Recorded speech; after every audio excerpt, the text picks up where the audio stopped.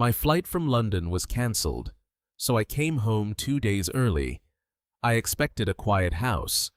Instead, I found a rave in my living room and a tomb on the second floor. My son, Bradley, was popping champagne downstairs while my paralyzed wife, Catherine, lay in her own waste upstairs, begging for water with cracked, bleeding lips. I didn't scream. I didn't throw a punch. I simply walked past the party, made one phone call, and began the process of erasing my son from my will, my bank accounts, and my life. But before I tell you how I legally destroyed the people who left my wife to rot, let me know where you are watching from in the comments below. Hit like and subscribe if you believe that betraying your parents is the one sin that can never be forgiven. The taxi tires crunched on the gravel of my driveway at exactly 2:14 in the morning. I remember the time because I looked at my watch calculating how long it would take to get inside and check on Catherine without waking the nurse. But as I stepped out into the humid Florida night, the calculation changed. The bass was the first thing that hit me. It wasn't just noise. It was a physical vibration rattling the hurricane-proof windows of the house I had paid off 3 decades ago. I stood there by the taxi, my carry-on bag gripping my hand, staring at my own front door. A stranger was vomiting in my prize rose bushes. 2 young women I had never seen before were sitting on the hood of my vintage Lincoln, laughing as their heels scratched the paint.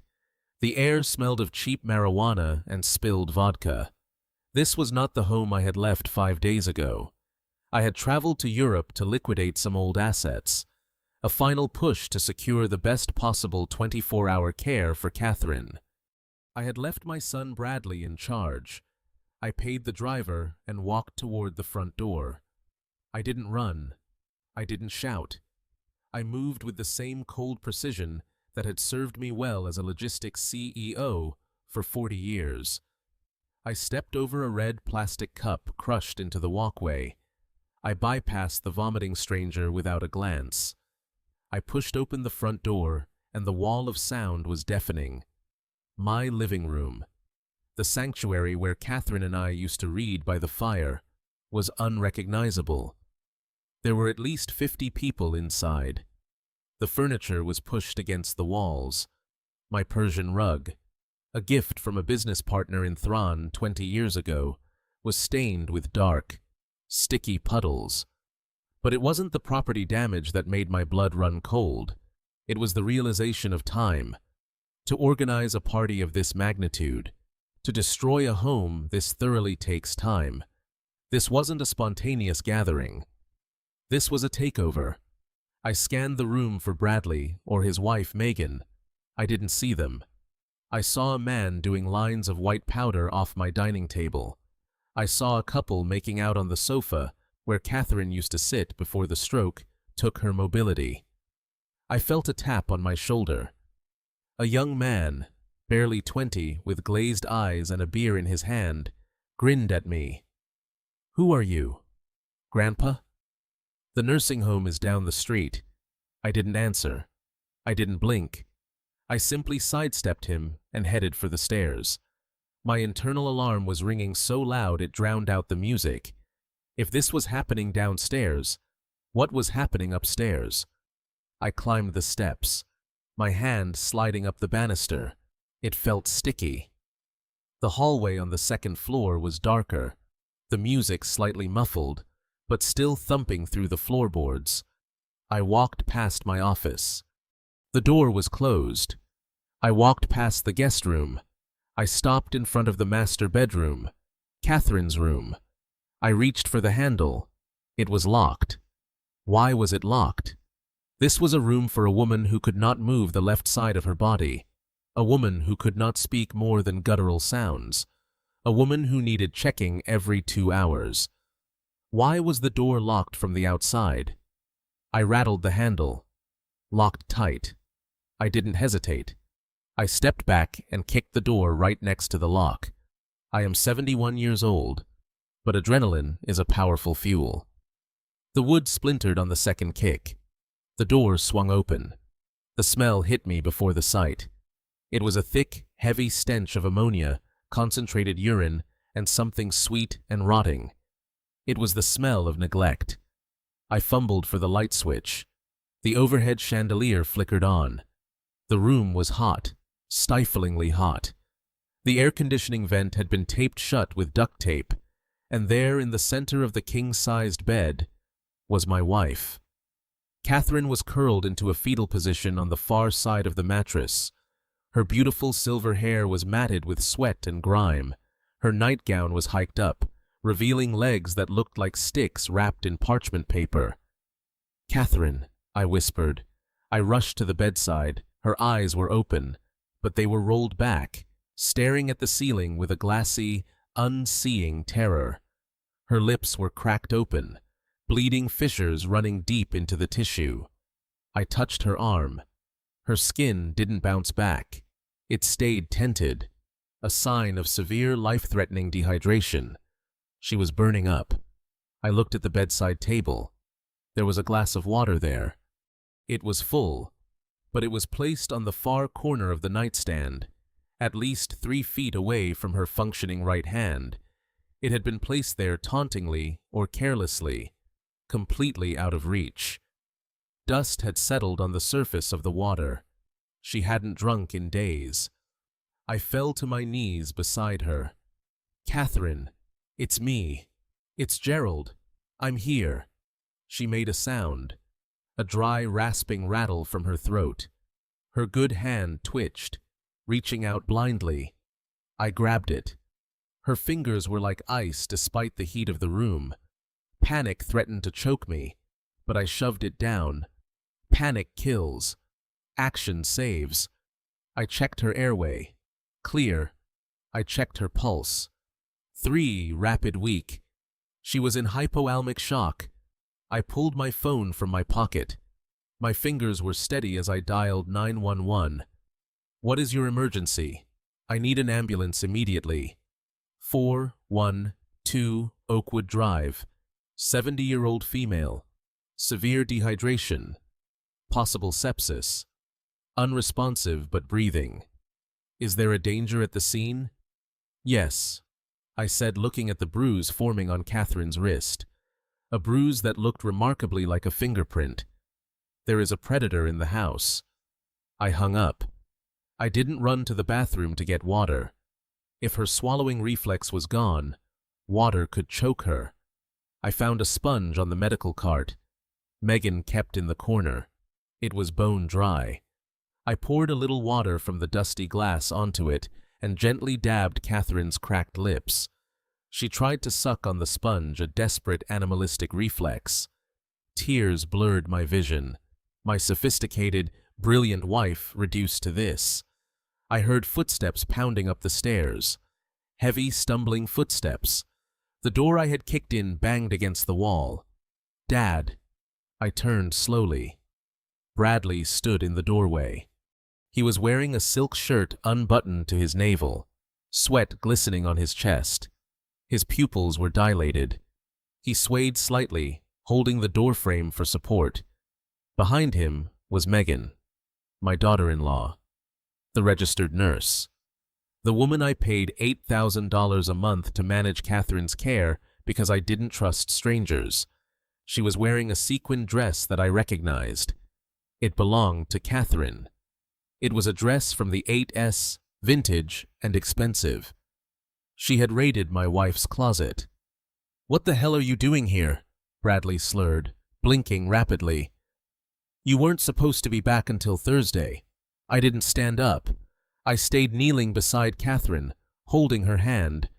I looked at my son. I looked at the man I had taught to ride a bike, the man I had bailed out of debt 3 times, the man I had loved more than my own life, and I saw nothing. No soul, no panic, just annoyance. "Mom is sleeping," Bradley said, waving a hand dismissively. "Why did you break the door? You're going to pay for that." "She is not sleeping." "Bradley," I said. My voice sounded strange to my own ears. Low, Metallic.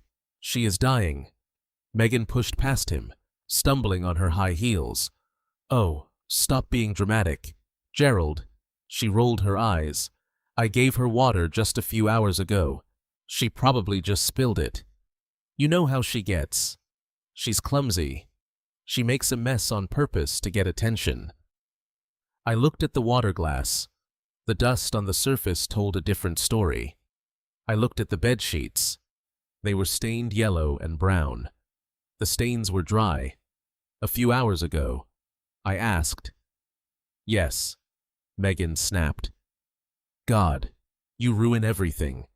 We were just having a little get-together to celebrate Bradley's new business venture. We didn't want to disturb her, so we closed the door. You locked the door, I corrected. Safety precaution, Bradley said, stepping into the room. So she doesn't wander. She can't walk. Bradley, she is paralyzed. He shrugged. She crawls. Look. Dad, you're tired. You're jet-lagged. Go to a hotel. We'll clean this up. Mom is fine. He reached out to grab my shoulder to pull me away from Catherine. Don't touch me. The command came out like a gunshot. Bradley flinched, pulling his hand back. I stood up. Then, I am 6'2".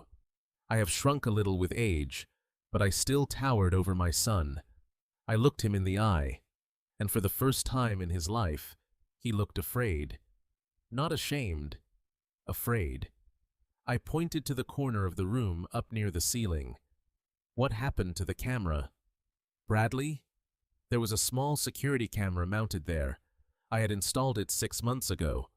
Not because I didn't trust them, but so I could check on Catherine when I was at the grocery store.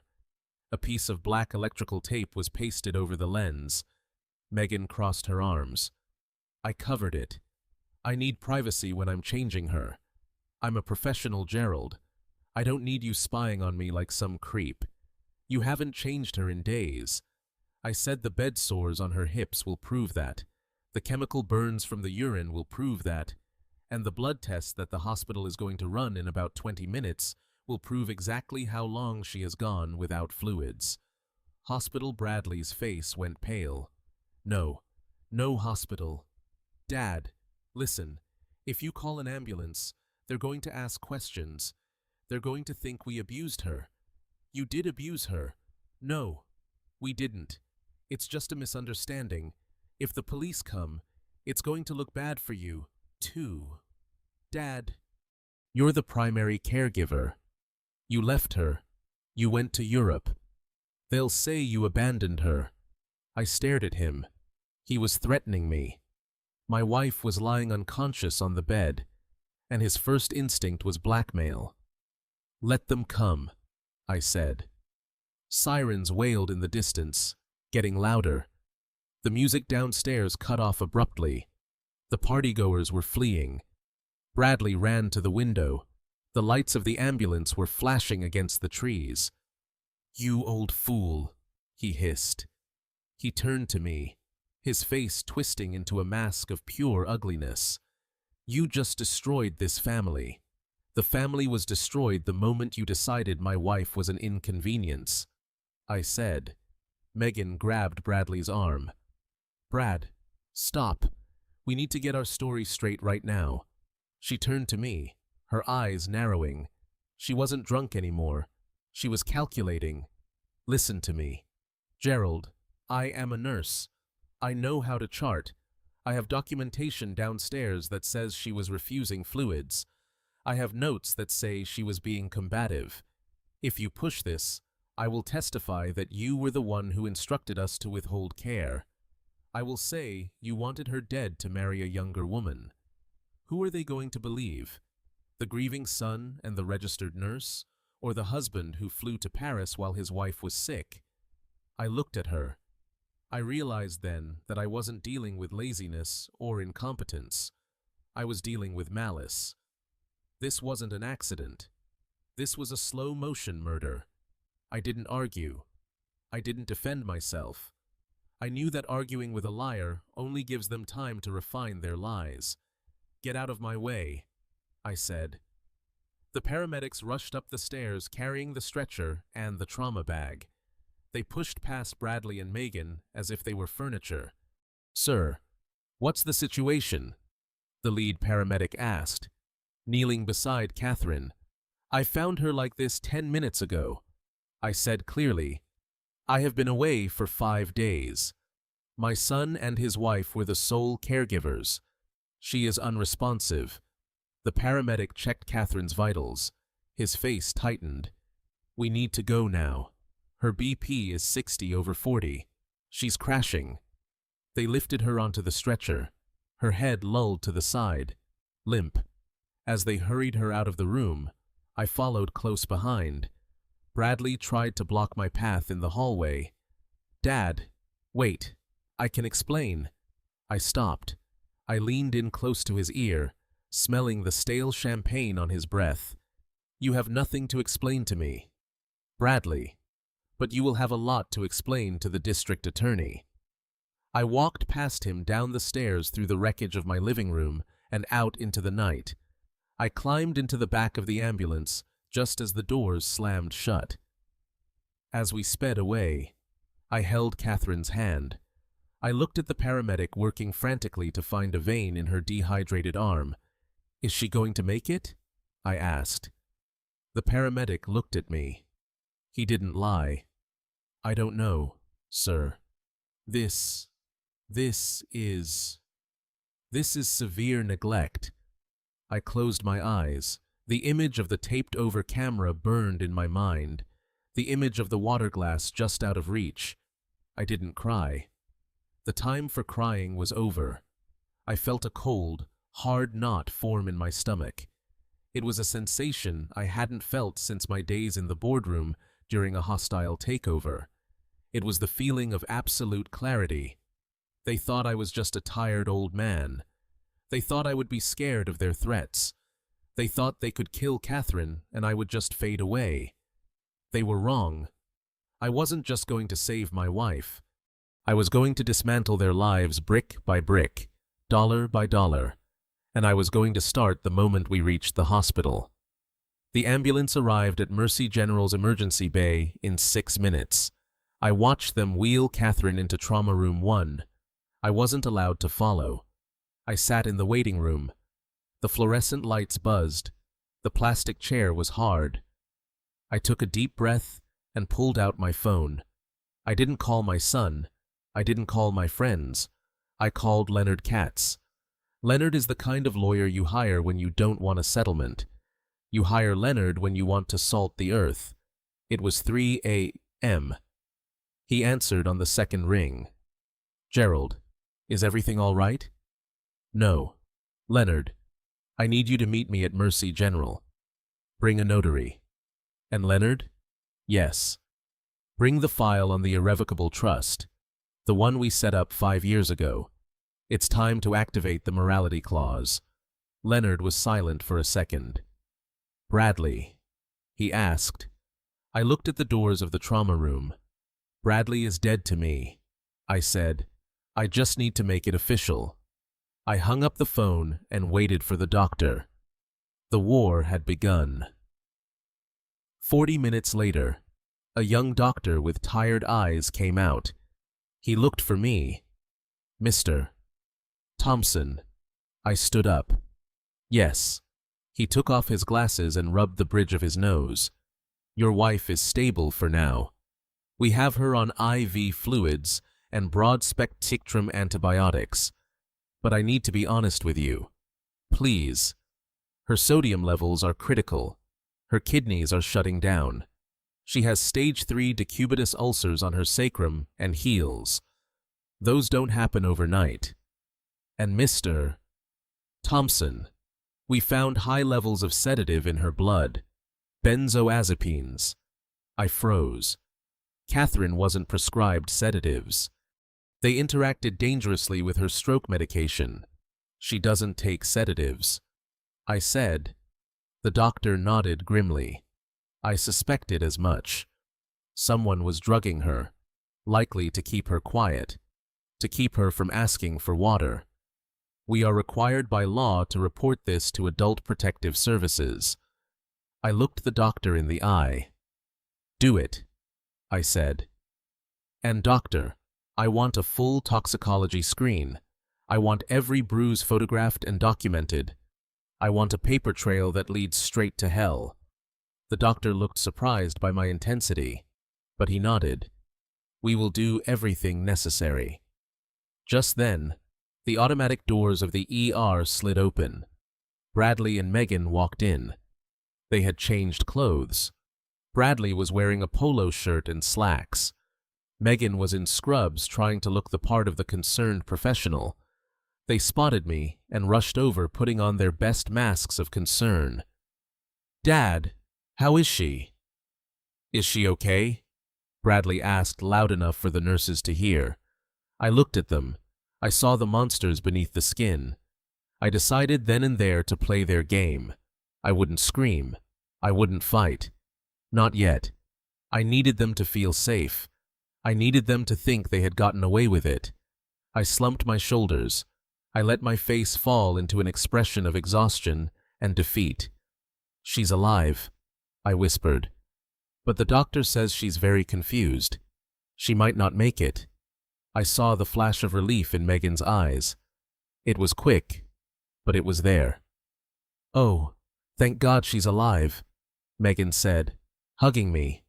I stiffened, but didn't push her away. We were so worried. We came as soon as we could. I'm just so tired, I said, making my voice tremble. I don't know what to do. Maybe you were right. Bradley. Maybe I can't handle her anymore. Bradley put a hand on my shoulder. It's okay, Dad. We're here. We'll take care of everything. You just rest. I looked down at the floor to hide the cold rage in my eyes. Yes, son, I said. You take care of everything. And in my head, I started the countdown.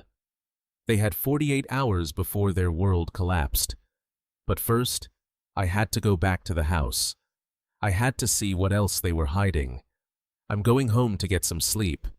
I told them, call me if anything changes. Go. Dad, Bradley said. We'll stay with Mom. I walked out of the hospital. I didn't go home to sleep. I went home to hunt. When I stepped back into my house, the silence was heavy. The party mess was still there. I walked through the debris of my life. I went straight to my study. I checked the wall safe behind the painting. It was locked, but there were deep scratches around the dial. Someone had tried to drill it. I turned to my computer. Bradley thought I was a technophobe because I preferred reading physical newspapers. He didn't know I had installed a keystroke logger on the home network 3 years ago, after a minor security breach at my old company. I logged in. I pulled up the smart home history. Entry log master bedroom. Monday, no entry.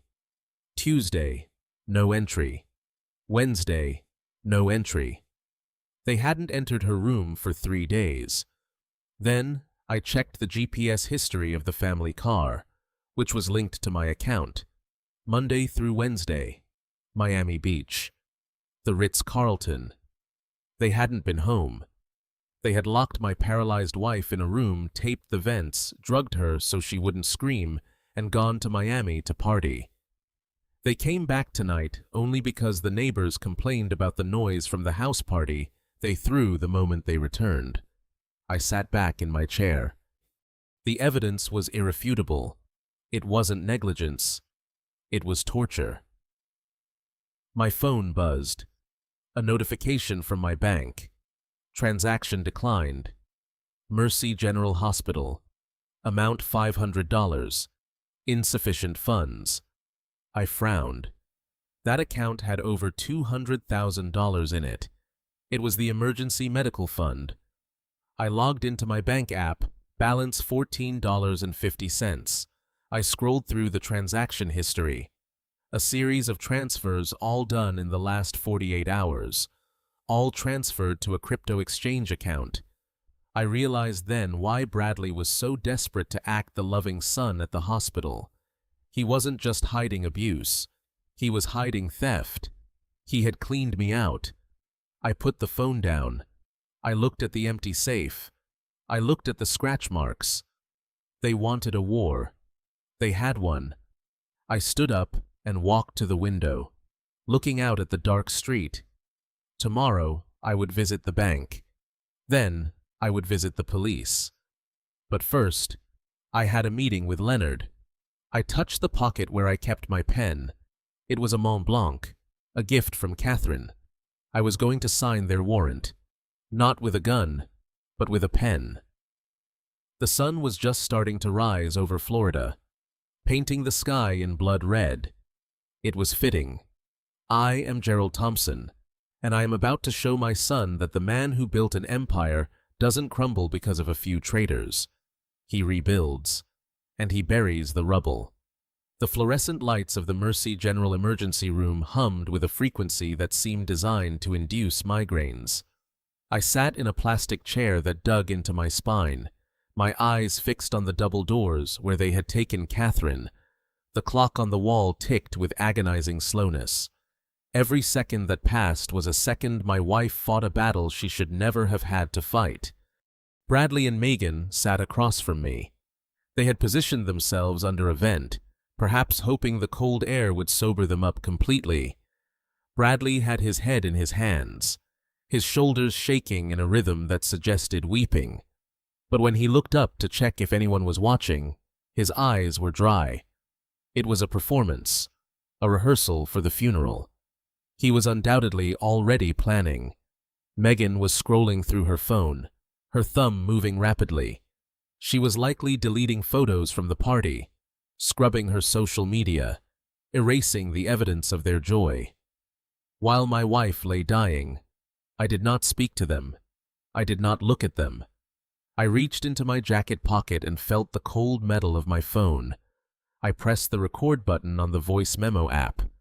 I did not take the phone out. I simply let it sit there, a silent witness in the darkness of my pocket. The double doors swung open. A doctor stepped out. He looked exhausted, his scrubs wrinkled, a stethoscope hanging loosely around his neck. This was Dr. Vance, the trauma specialist. He scanned the waiting room, his expression grim. He spotted us and walked over his steps, heavy. "Mr. Thompson," he said. His voice was flat, professional, but underneath it, I heard the tightness of controlled anger. I stood up immediately.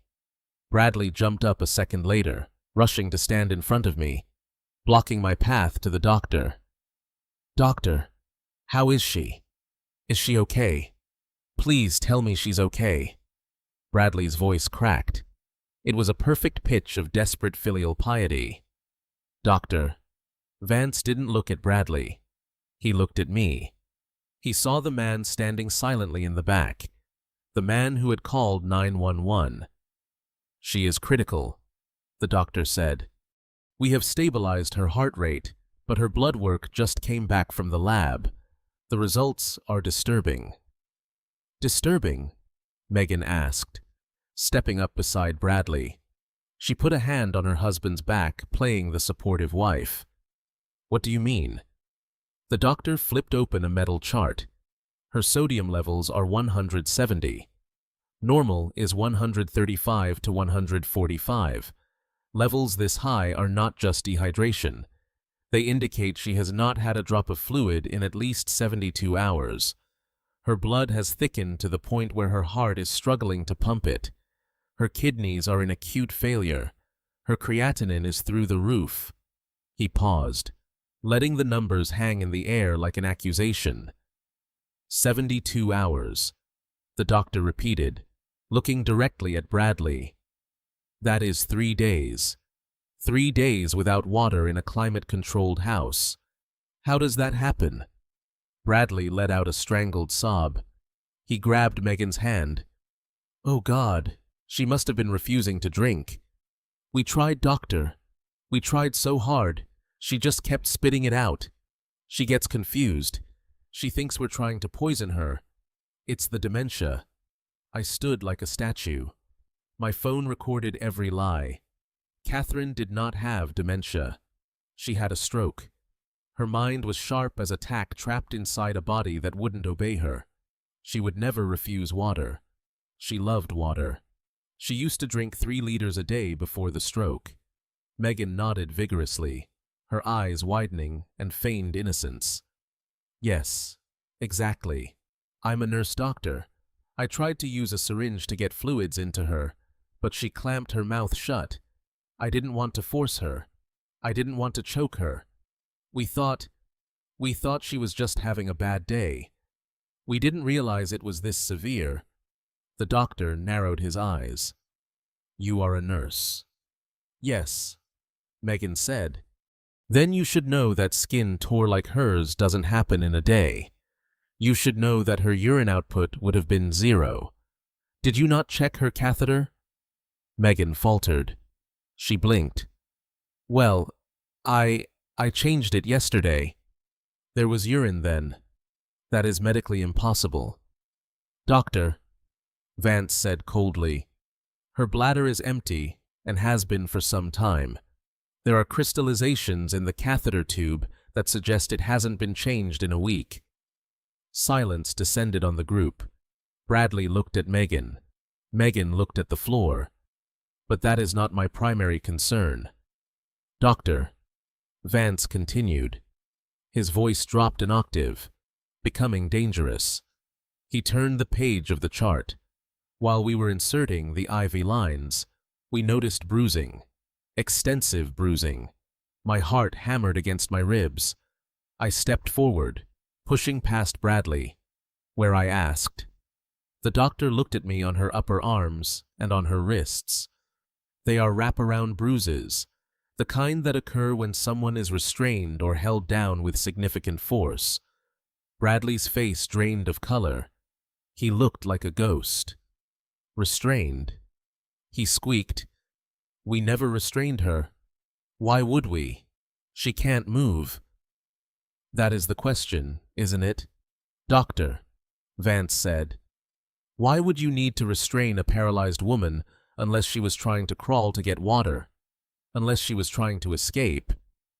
I closed my eyes. The image flashed in my mind. Catherine, thirsty, desperate, dragging her useless body across the sheets, reaching for the glass they had placed just out of reach, and Bradley or Megan grabbing her by the arms, forcing her back down, pinning her to the mattress while she tried to scream. Maybe she did it to herself. Megan blurted out. She has spasms, violent spasms. She hits her arms against the bed rails. Bed rails don't leave thumbprints, the doctor said. He closed the chart with a snap. I am ordering a full skeletal survey. I want to see if there are any old fractures, and I have already contacted the hospital social worker. This case has been flagged as potential elder abuse. No, Bradley shouted. He realized too late that he was too loud. He lowered his voice. No, please. You don't understand. My father, he's been away. He left us with her. It was too much. We did our best. If anyone is responsible, it's him. He abandoned her. He pointed a shaking finger at me. The doctor looked at me. I met his gaze. I did not defend myself. I did not argue. I knew that in this moment, silence was my most powerful weapon. If I argued, it would look like a family squabble. If I stayed silent, I looked like a man in shock processing the horror. I want to see her, I said. The doctor hesitated, then nodded. One visitor at a time. The police will be here shortly to take statements. I walked toward the double doors. Bradley grabbed my arm. His grip was wet and trembling. Dad, don't go in there. Don't listen to them. They're trying to cover their own asses. We need to stick together. If you talk to the police, tell them she was sick before you left. Tell them she was already dehydrated. Please. for the family. I looked at his hand on my arm. I looked at his face, sweaty and desperate. I gently removed his hand from my sleeve. I dusted off the fabric where he had touched me. I am going to see my wife. Bradley. You should call a lawyer. I walked through the doors, leaving him standing in the hallway. The air inside the trauma unit was cold. Machines beeped in a rhythmic mechanical chorus. I found bed 3. Catherine looked small. Wires and tubes snaked out from under the thin hospital sheet. Her face was pale, almost gray. Her lips were coated in a thick layer of medical ointment. Her eyes were closed. I stood by the bedside. I looked at her wrists. The doctor was right. The bruises were dark purple, almost black. They were the shape of fingers, large fingers, male fingers. Bradley had held her down. I reached into my pocket and stopped the recording. I saved the file. I named it Evidence 1. I leaned down and kissed Catherine's forehead. Her skin was cool now, the fluids doing their work. I promise you, I whispered, they will never touch you again. I pulled a chair close to the bed and sat down. I watched the heart monitor. Beep, beep, beep. It was the only sound in the world. Outside in the hallway, I could hear Bradley arguing with Megan. Their voices were muffled, but the tone of panic was unmistakable. They were unraveling. I checked my watch. It was 4:15 a.m. The banks would open in 4 hours or so. The courthouse would open in 5. I had a lot of work to do. But first, I needed the police to arrive. I needed them to see the bruises. I needed them to hear the lies Bradley was spinning in the waiting room. I took out my phone again. I opened my banking app. I needed to see the damage. I needed to know exactly how much they had stolen while I was in the air over the Atlantic. The screen loaded. I stared at the numbers. The anger I felt wasn't hot anymore. It had frozen into something solid, something heavy and sharp. They hadn't just neglected her. They had tried to erase us. I looked at Catherine's face. Rest, my love, I thought. The CEO is back in charge, and heads are about to roll. The doctor retreated behind the double doors, leaving a silence in the waiting room that felt heavier than the humid Florida air outside. For a moment, the only sound was the hum of the vending machine in the corner and the distant rhythmic squeak of a nurse's shoes on linoleum. I sat staring at my hands. They were steady. My mind was racing at the speed of a high-frequency trading algorithm, but my body remained perfectly still. I knew what was coming next. The predator had been cornered, and now he would lash out. Bradley moved first. He didn't shout. He didn't make a scene. He simply slid into the plastic chair next to mine. He sat too close. His knee pressed against my leg. It was an invasion of space designed to dominate. I could smell the stale alcohol sweating out of his pores, masked by a layer of cheap mint gum. He leaned in until his lips were inches from my ear. You need to listen to me very carefully, Dad, because your life depends on the next 5 minutes. I turned my head slowly to look at him. His eyes were hard. The dilated pupils from the party drugs had constricted, leaving behind a cold, flat stare that I did not recognize. This was not the boy who used to cry when he scraped his knee. This was a man who had calculated the value of my wife's life and found it wanting. You are going to tell the police that Mom was sick before you left. You are going to tell them that you hired a private nurse who didn't show up. You are going to tell them that this is all a terrible administrative error. And if I don't, I asked softly. Bradley smiled. It was a terrifying expression, devoid of any warmth. If you don't, then I tell them the truth about you, or rather, the truth I will create. I will tell them about your memory lapses.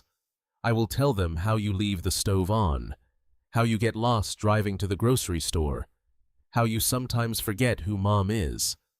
I don't do any of those things I said. It doesn't matter what you do. Bradley whispered. It matters what we can prove. Megan is a registered nurse. Her word against yours. She has already started the documentation. Dad, she has charts dating back 6 months detailing your cognitive decline. She has notes about your aggression, about your paranoia. Megan stepped closer, looming over me. Her arms were crossed. Her face was a mask of professional concern, but her eyes were mocking. It's called the Baker Act. Gerald, she said her voice low and clinical. In Florida. We can have you involuntarily committed for 72 hours if we believe you are a danger to yourself or others. Neglecting your paralyzed wife because of your dementia certainly qualifies as a danger. Imagine that. 3 days in a psychiatric hold, and while you are in there sedated and confused, we will file for emergency guardianship. I looked from one to the other. The trap was elegant in its cruelty. They had prepared for this. They weren't just reacting to my early arrival. They had a contingency plan to neutralize me if I ever became a problem. They would use the legal system designed to protect the elderly as a weapon to imprison me. They would paint me as the abuser and themselves as the heroic rescuers stepping in to save Catherine from her senile husband. Who is going to believe you? Bradley hissed. You are 71 years old. You just flew back from Europe. You are exhausted. You look crazy right now. Look at yourself. You kicked down a door. You are covered in sweat. You are ranting about cameras and water glasses. To the police, you look like a man having a breakdown. I felt a cold knot of rage tighten in my chest. I wanted to strangle him. I wanted to stand up and shout the truth to the entire hospital. But I looked at the security camera in the corner of the waiting room. If I lost my temper now, if I raised my voice or laid a hand on him, I would be giving them exactly what they needed. I would be the aggressive, senile old man they were describing. They wanted a victim. They wanted a confused, helpless old man who would sign whatever paper they put in front of him just to make the noise stop. So I gave them one. I let my shoulders slump. I let my hands start to tremble. I forced my breathing to become shallow and rapid. I looked down at the floor, letting my mouth hang open slightly. I channeled every ounce of fear and confusion I had felt in that room upstairs and projected it outward. I don't want to go to a home, I stammered, my voice cracking. Please, Bradley, don't put me in a home. Bradley relaxed instantly. He sat back in his chair, the tension leaving his frame. He saw the surrender. He saw the weakness he had been counting on. He patted my knee with a condescending rhythm. Nobody wants to put you in a home. Dad, he said, his voice shifting back to the fake warmth of a loving son. We just want to help you, but you have to let us. You have to trust us. We are the only family you have left. I nodded slowly, wiping a hand across my eyes to hide the lack of tears.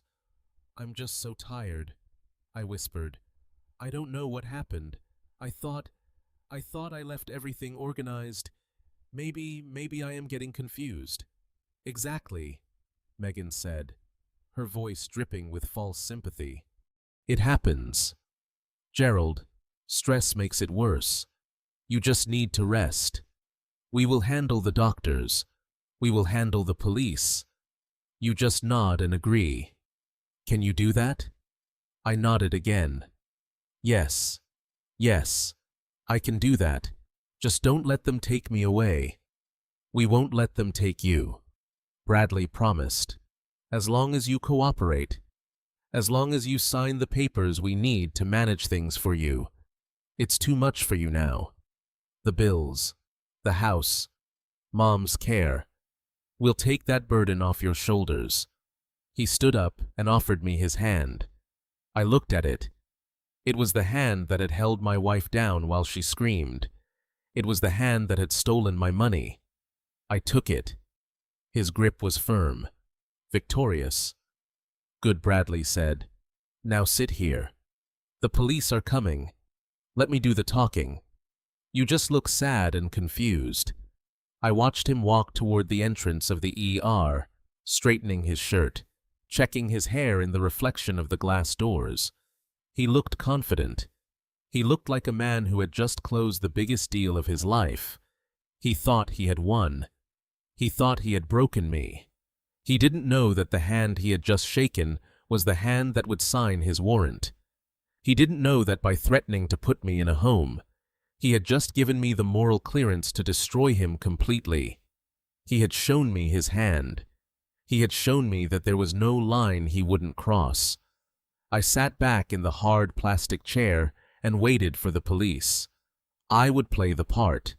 I would be the confused old man. I would let him think he was in control, because a man who thinks he is in control is a man who makes mistakes. And I would be there quietly watching, waiting to catch every single one of them. I stood on the front porch of my own home and listened to the silence. 3 hours ago, this house had been vibrating with the bass of a subwoofer and the shrieks of strangers. Now it stood dark and looming against the Florida sky like a mausoleum.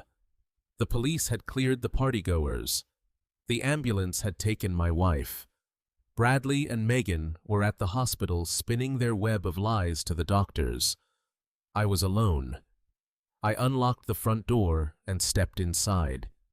The air was still thick with the smell of spilled alcohol and stale perfume, but underneath it was the lingering scent of neglect. I did not turn on the main lights. I did not want to see the stains on the carpet or the holes in the drywall just yet. I navigated by the light of the street lamps filtering through the sheer curtains. I was not here to sleep. I was here to work. My son thought I was a confused old man who would need a nap after his long flight. He thought I was overwhelmed by grief and jet lag.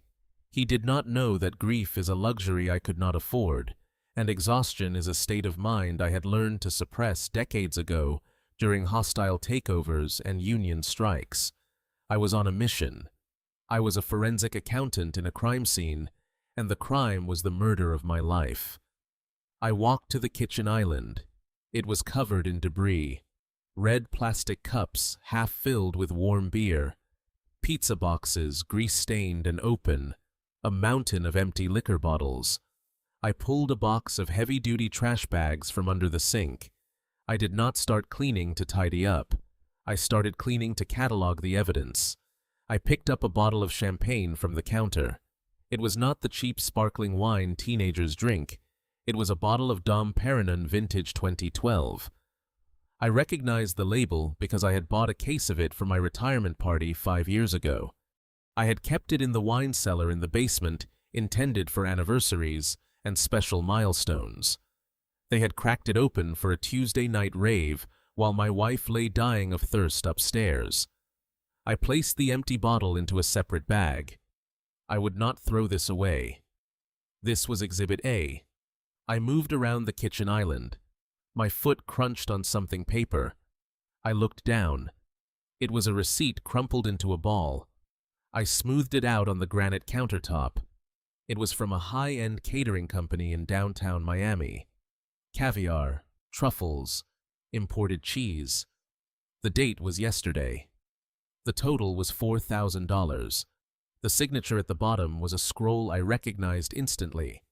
It was my signature, or rather, it was a forgery of my signature done by a hand that shook slightly less than mine. Bradley had not just stolen my money, he had stolen my identity to feed his parasites. I placed the receipt in a clear plastic sandwich bag and put it in my pocket. Exhibit B. I continued my sweep. I found cigarette burns on the Italian leather armchair in the den. I found a shattered vase that Catherine had brought back from our honeymoon in Florence. It was swept into a corner, hidden behind a potted plant. They had tried to hide the damage just like they had tried to hide the abuse.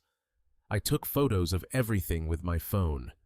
The timestamps would prove the condition of the house.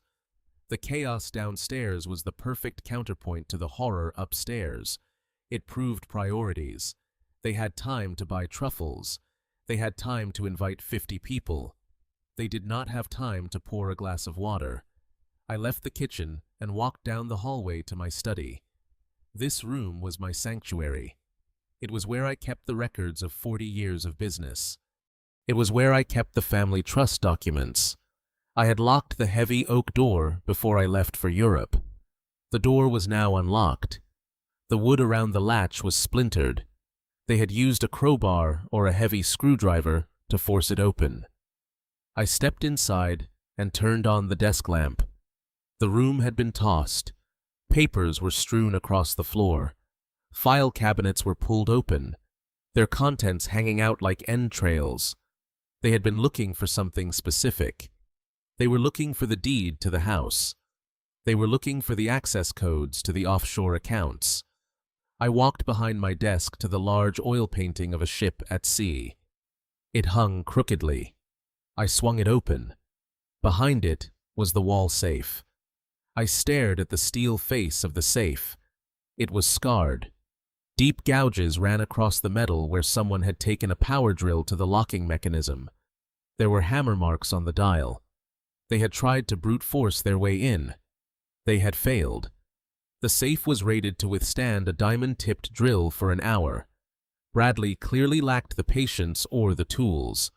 I ran my fingers over the scratches. This was not the act of a son looking for insurance papers to help his sick mother. This was the act of a thief desperate for cash. This was violence. If they were willing to take a drill to steel wall, they were willing to do anything. I entered the combination. The dial turned smoothly. Despite the damage, the heavy door swung open. Inside, the documents were untouched. The deed, the trust fund specifications, the original copy of the power of attorney that I was going to revoke first thing in the morning, and at the back, the small velvet bag containing Catherine's diamond earrings, the ones I had given her for our 30th anniversary. I checked the bag. The earrings were there. I closed the safe and locked it. They had failed to get the big prize. That explained the desperation. That explained why they needed me to sign over control voluntarily. They couldn't steal it, so they had to trick me into giving it to them. I sat down in my leather chair. I felt a wave of fatigue wash over me, but I pushed it back. I turned to my computer. The monitor hummed to life. I typed in my password. Bradley thought I was a dinosaur. He thought because I didn't have a TikTok account, I didn't understand technology. He didn't realize that logistics is all about data tracking, monitoring, optimization. I opened the control panel for the smart home system.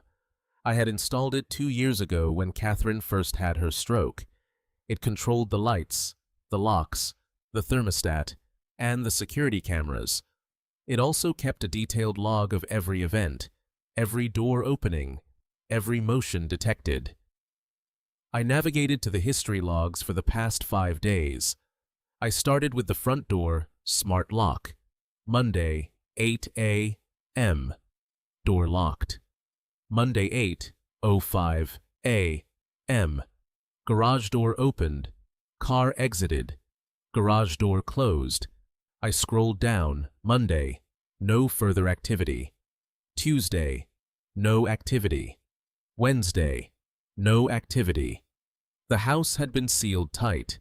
No one had entered or exited through the main doors for 3 full days. I checked the interior motion sensors. Living room, no motion detected. Kitchen, no motion detected. Master bedroom, no motion detected. My blood ran cold. The sensors didn't lie. The house had been empty. They hadn't been here caring for her. They hadn't been here struggling with a difficult patient. They had left. I opened the GPS tracker for the Lincoln Navigator. It was linked to the house account for insurance purposes. Monday, 11:30 a.m. Vehicle arrived at the Ritz-Carlton South Beach. Miami, Wednesday, 400 p.m. Vehicle departed the Ritz-Carlton South Beach, Miami. There it was, the irrefutable proof. They had locked my paralyzed wife in a room taped over the camera so I wouldn't see, turned off the air conditioning to save money, and driven 3 hours south to stay at a 5-star hotel. They had spent 3 days partying on the beach while Catherine lay in the dark, slowly dying of thirst. I felt a tear run down my cheek. It wasn't sadness, it was pure, unadulterated hatred. It was a cold, burning fire that consumed the last remnants of the father I used to be.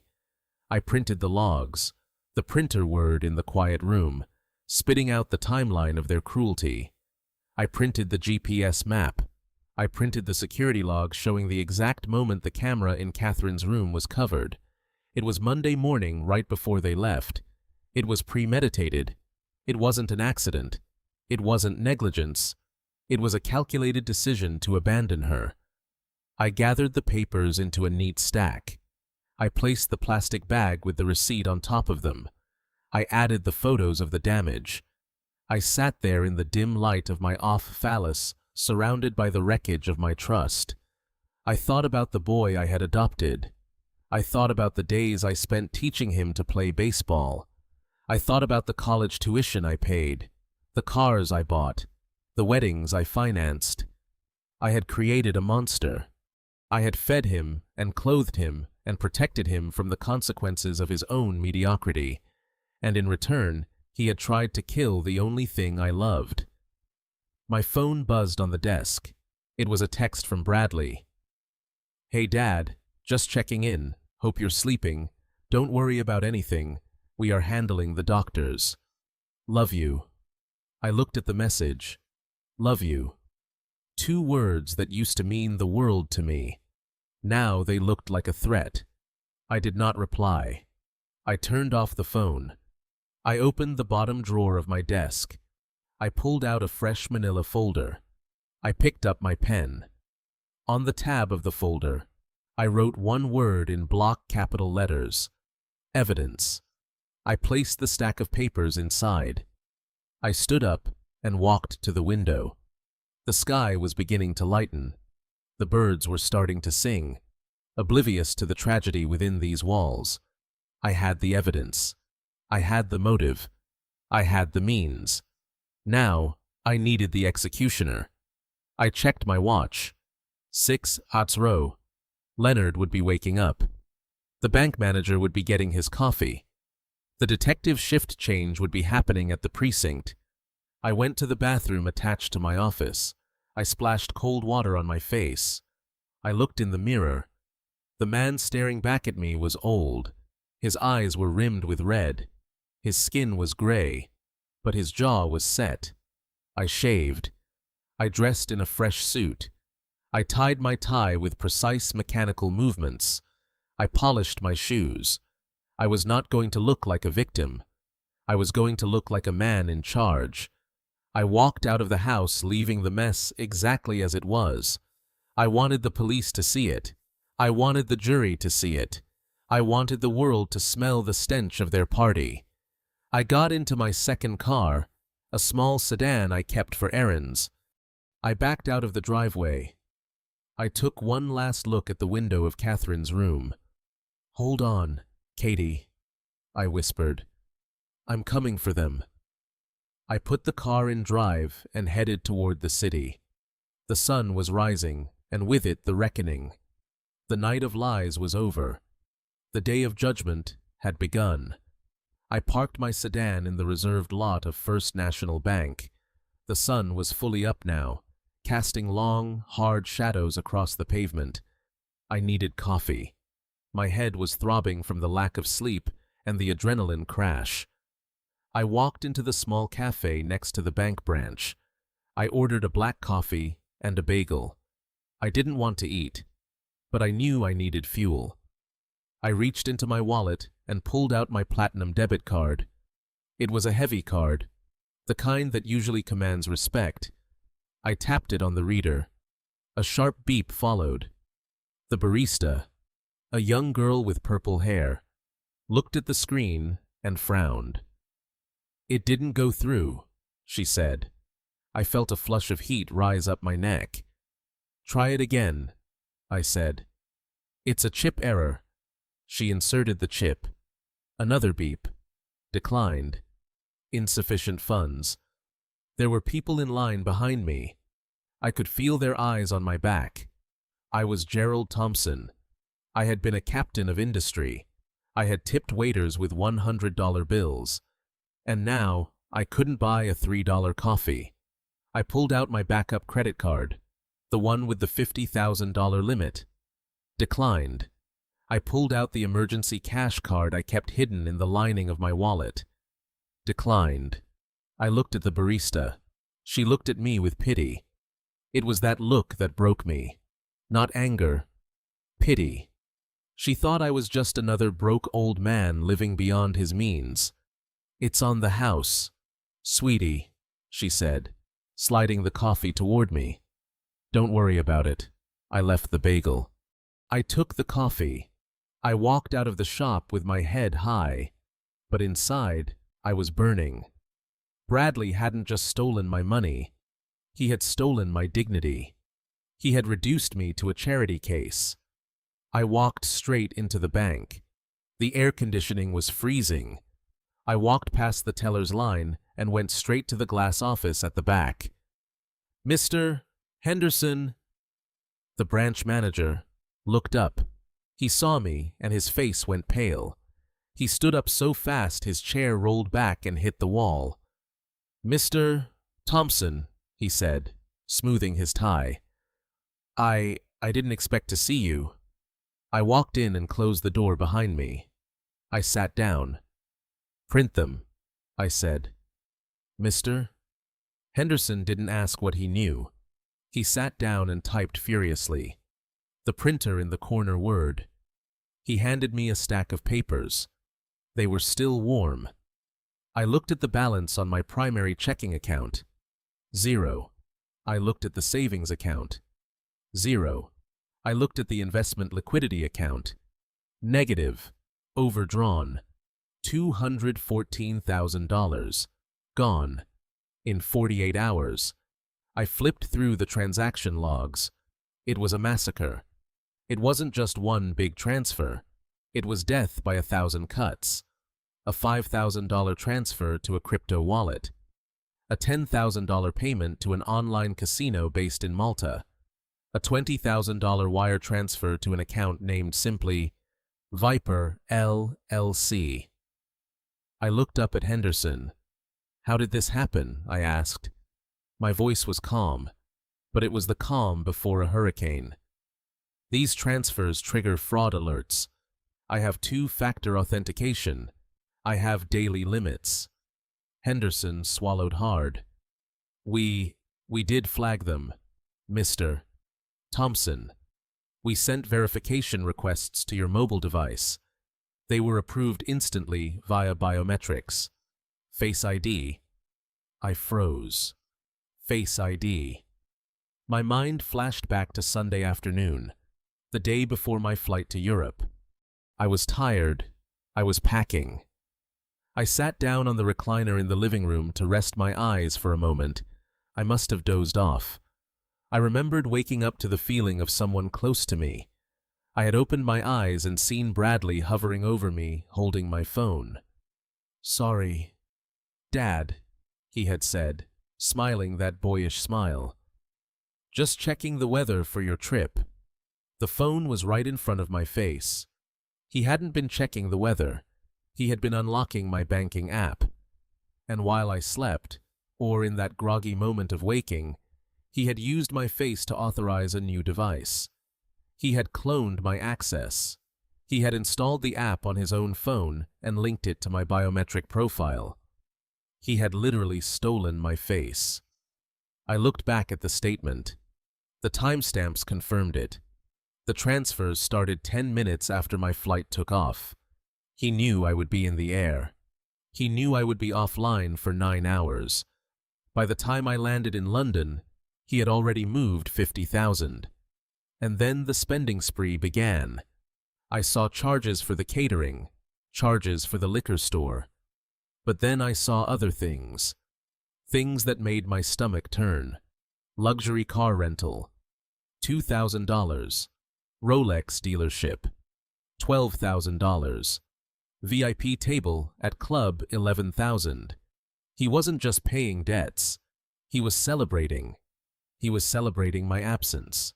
He was celebrating the death of his mother, which he viewed as inevitable and profitable. But then I saw the transfers that scared me. Viper LLC. 5 transfers of $10,000 each. Who is Viper LLC? I asked Henderson. The manager hesitated. We looked into it when the first wire went through. It's a shell company registered in the Caymans, but the receiving bank is local. It's a known front. Mr. Thompson. For who? For loan sharks, Henderson whispered. The kind who break legs. I sat back. The puzzle pieces slammed together. Bradley wasn't just greedy. He was desperate. He had gambled away everything he had, and then he had borrowed from people you don't borrow from. He needed my money not to get rich, but to stay alive. He had stripped me clean to save his own skin. I looked at the last page of the statement. There was a pending transaction, a request for a home equity line of credit against the house. It was dated yesterday. He tried to mortgage the house. I asked. Henderson nodded. He came in yesterday with a power of attorney document. He said you were incapacitated. He said you had a stroke in Europe, and he needed to access the equity to pay for your medical transport. I felt a vain throb in my temple. He had told the bank I was dying. He had killed me off on paper to get a loan. Did you approve it? I asked. No. Henderson said the signature on the power of attorney looked shaky, and the notary stamp looked blurred. We put a hold on it pending verification. That's why he emptied the cash accounts instead. He couldn't get the big money, so he took the liquid money. I stood up. I folded the statements and put them in my inside pocket. Mr. Henderson, I said, I want you to freeze everything. I want you to flag my accounts for identity theft. I want you to prepare a sworn affidavit stating that my son attempted to access the home equity using a fraudulent document. I will do it immediately. Henderson said, But Mr. Thompson, you have no money access right now. How will you? I reached into my pocket and pulled out a small black leather notebook. I opened it and extracted a single crisp check. It was drawn on a bank in Zurich. I am not broke. Mr. Henderson, I said. I have resources my son knows nothing about. Deposit this into a new account, an account solely in my name, and do not issue a debit card. I will deal in cash and checks only. Henderson looked at the check. His eyes widened. It was for $50,000. I walked out of the bank. The sun was blinding. I had no coffee, but I was wide awake. My son had gambled with my life. He had bet against his mother's survival. He had bet against my intelligence. Now he was going to learn the first rule of gambling.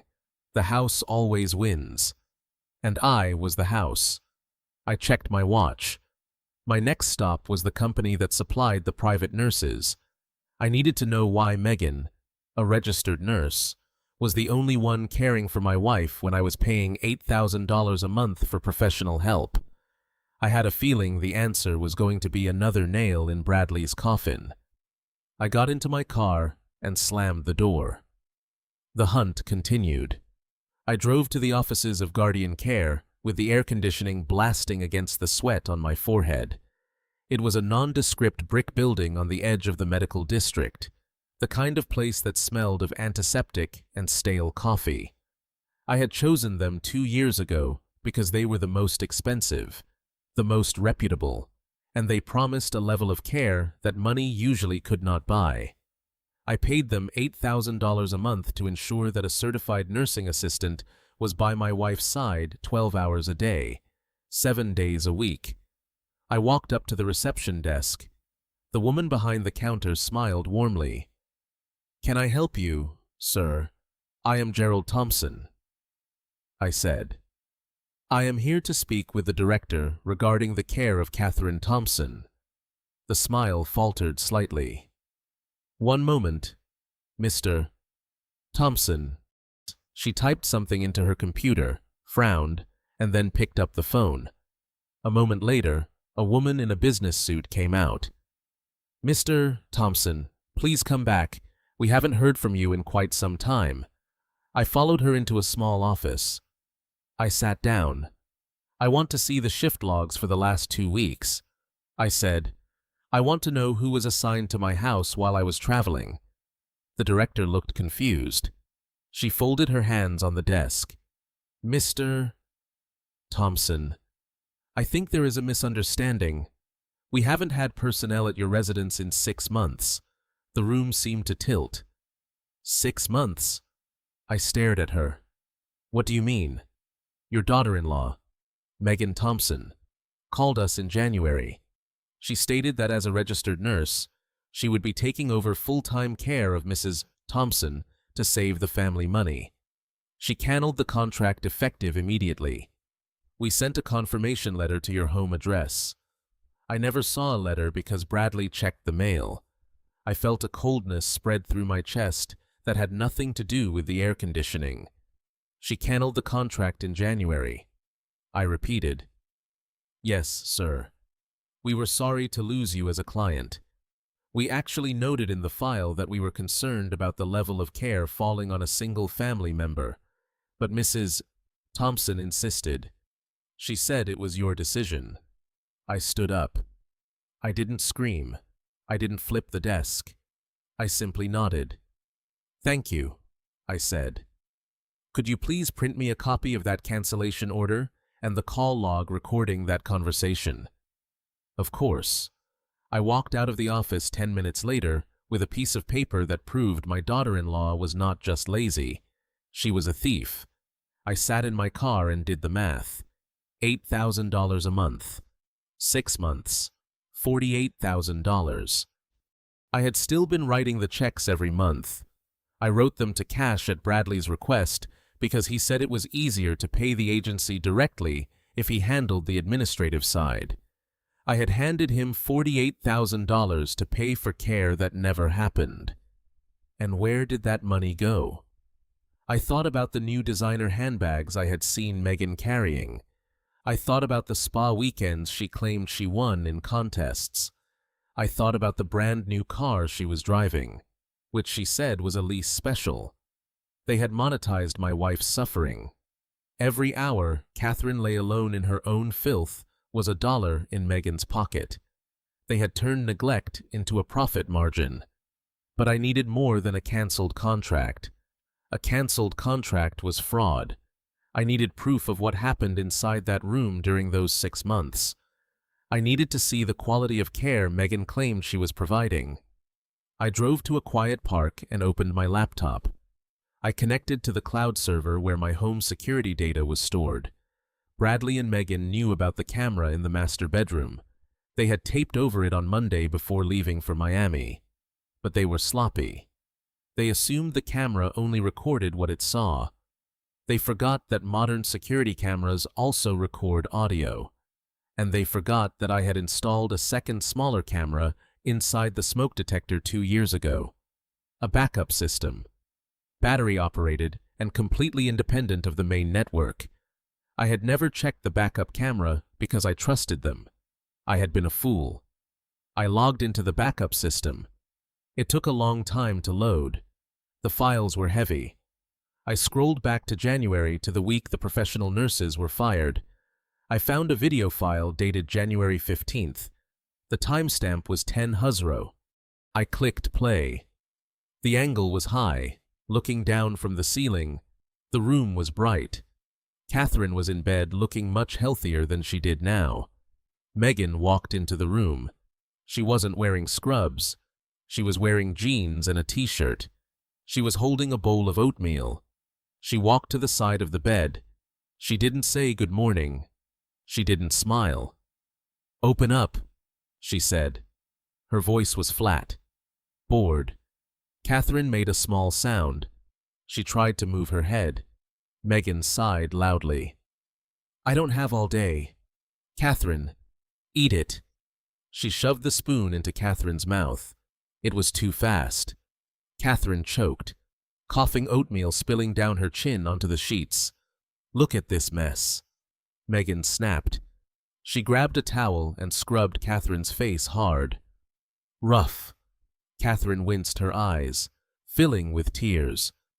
"You are such a burden," Megan said. "Do you know that you are a useless weight? Why don't you just let go? It would be easier for everyone, especially Bradley. He's waiting for the money.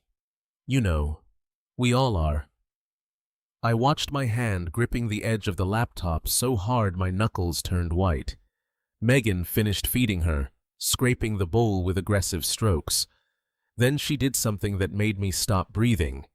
She leaned down close to Catherine's face. "If you tell Gerald I was mean to you," she whispered, "I will leave you in the dark all day. I will turn off the TV. I will close the blinds, and no one will hear you scream. Do you understand?" Catherine blinked rapidly, tears rolling down her temples into her hair. Megan smiled. "Good girl." She walked out of the room and slammed the door. I sat in my car staring at the screen. The video ended, but the image of Megan's cruel smile was burned into my retinas. This wasn't just neglect. This was active sadistic abuse. She enjoyed it. She enjoyed the power she had over a helpless woman. She enjoyed tormenting the mother who had welcomed her into the family. I fast-forwarded through the months. It was a catalogue of horrors. February. Megan ignoring Catherine's cries for help while she talked on the phone for an hour, laughing with a friend. March. Megan changing Catherine's diaper with such roughness that I saw my wife grimace in agony. I saw Megan slap Catherine's leg when she spasmed. "Stop moving, you twitchy witch," she had said. April. Bradley coming into the room. He stood at the foot of the bed staring at his mother. He didn't say hello. He just looked at her like she was a piece of furniture that was taking up too much space. "Still breathing," he muttered. Then he walked out. I watched until I couldn't watch anymore. I had seen enough. I had thousands of hours of footage. I had the evidence to put them away for a very long time. But the most damning clip was from 3 days ago. Monday morning. The camera angle showed Bradley standing on a chair, putting the black tape over the main camera lens. "That should do it," he said. Megan was standing by the door, holding her suitcase. "Did you give her the sedative?" Bradley asked. "Double dose," Megan replied. "She'll be out for 12 hours. By the time she wakes up, she'll be too weak to make noise." "And the water?" "I left a glass. If she wants it, she can crawl for it.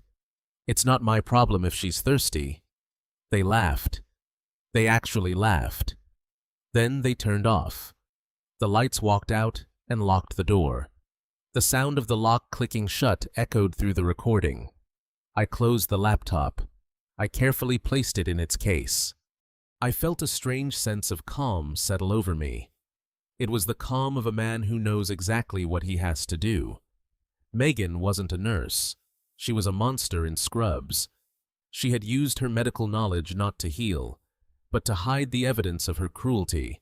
She knew exactly how much sedative to give to avoid an overdose, but ensure silence. She knew how to cause pain without leaving marks visible to the untrained eye. But she had forgotten the one rule of the digital age. Someone is always watching. I started the car. I had the financial records. I had the medical report. And now I had the video evidence of torture. There was only one piece left: the legal trap. I needed to sign that guardianship paper.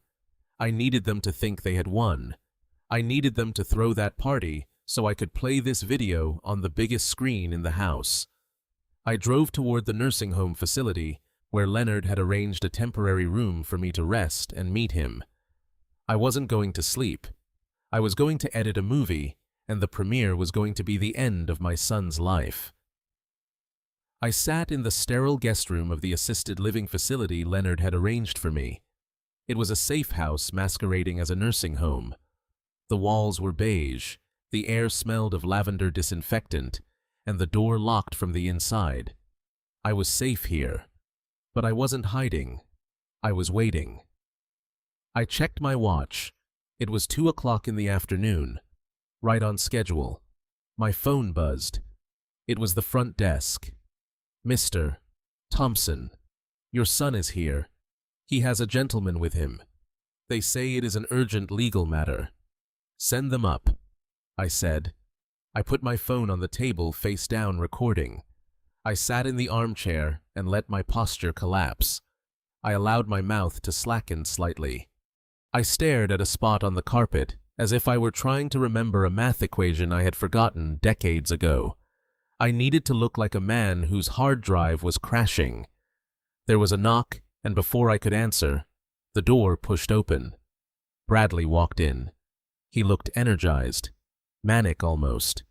The dark circles under his eyes were still there, but they were masked by the high of imminent victory. Behind him walked a man who looked like he had been squeezed out of a tube of cheap hair gel. He wore a suit that was too shiny and a tie that was too wide. He carried a leather briefcase that looked scuffed at the corners. "Dad," Bradley said, his voice booming in the small room. "Good. You're up. I brought someone to help us sort this mess out. This is Mr. Salinger. He's a specialist in elder law." "Mr. Salinger stepped forward and extended a hand that felt damp. "An honor. Mr. Thompson. Your son has told me so much about you. We are just here to make sure you are protected." I looked at Salinger. I knew his type. He wasn't a specialist. He was a bottom feeder. He was the kind of lawyer who chased ambulances and drafted wills for people who didn't know they were signing them. He was exactly who I expected Bradley to find on short notice. Protected from what I asked, keeping my voice thin and raspy.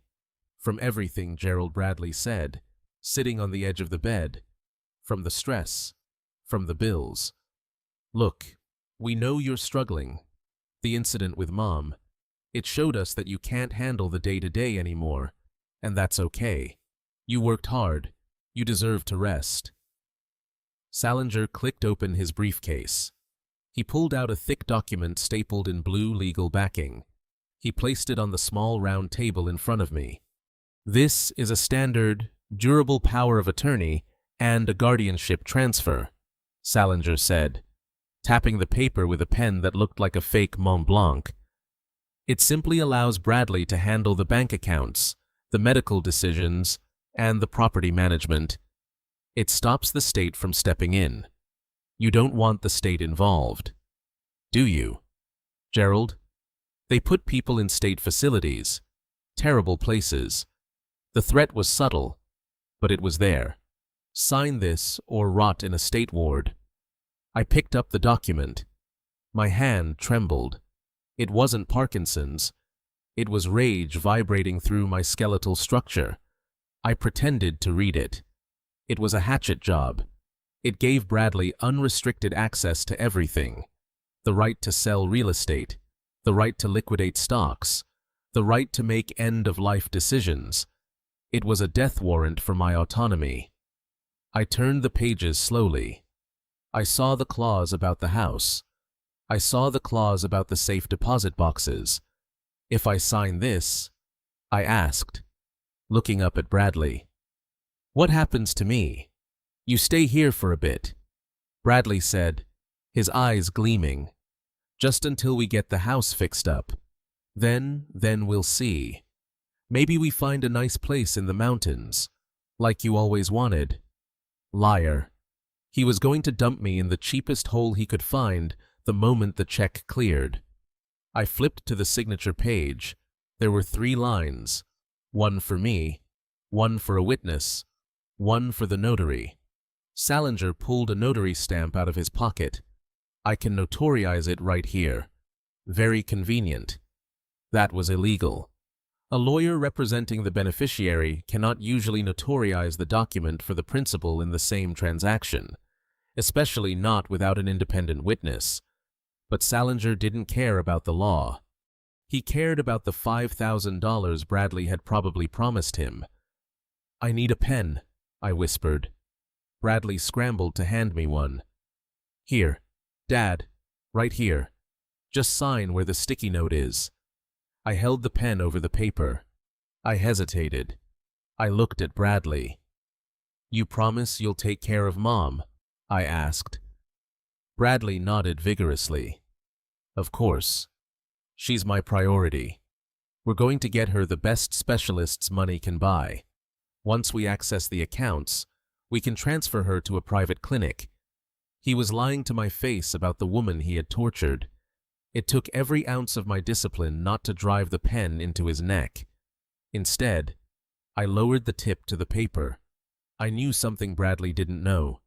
I knew something Salinger should have checked, but didn't because he was sloppy. My legal name, the name on the deed to the house, the name on the original trust documents, and the name on my passport was Gerald Patrick Thompson. My signature on file with every bank since 1980 was a complex looping script that spelled out G. Patrick Thompson. But on this document, Salinger had typed my name simply as Gerald Thompson. If I signed it with my usual legal signature, it would create a discrepancy.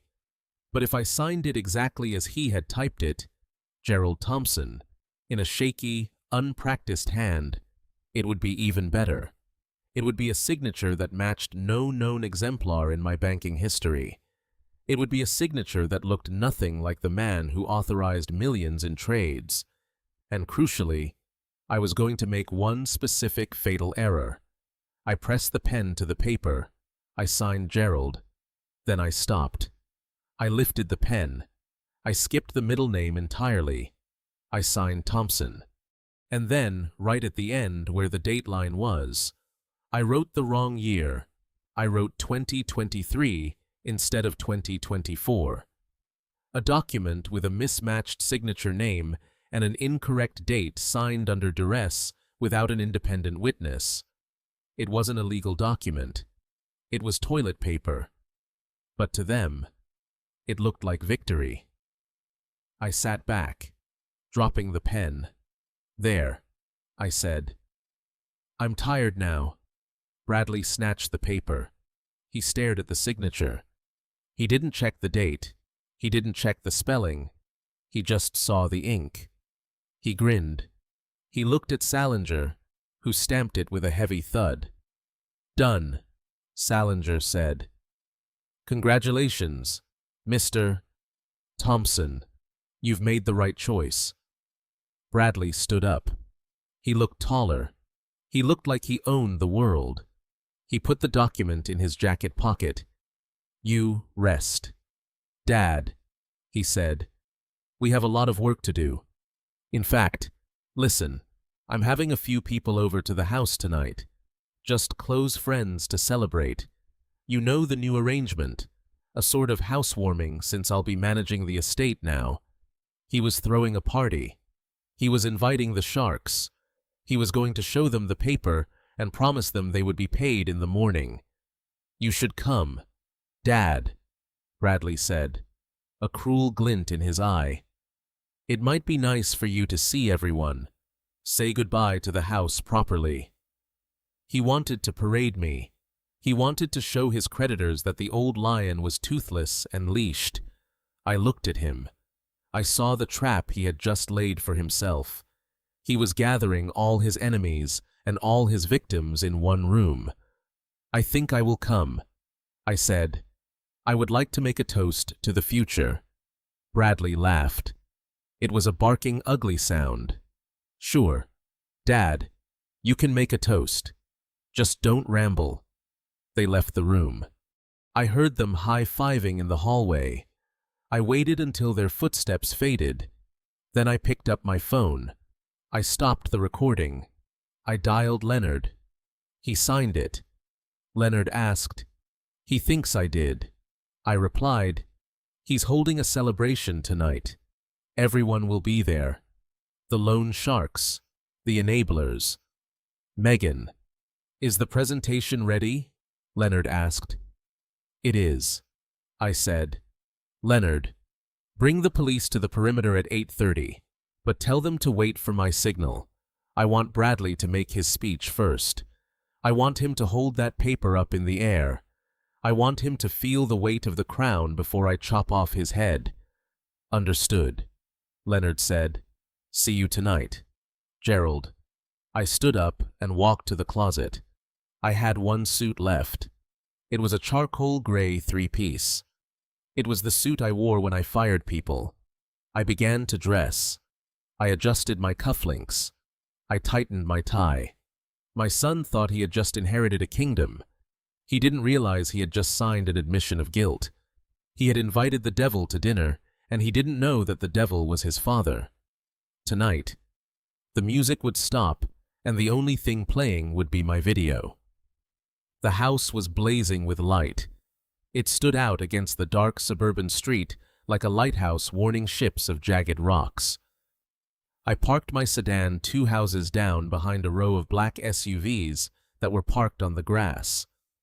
These were not the cars of college students or suburban neighbors. These were vehicles with tinted windows and reinforced bumpers. They were the cars of men who collected debts.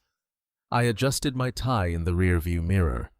The charcoal suit fit me perfectly, a reminder of the man I used to be before I became a caregiver and a victim.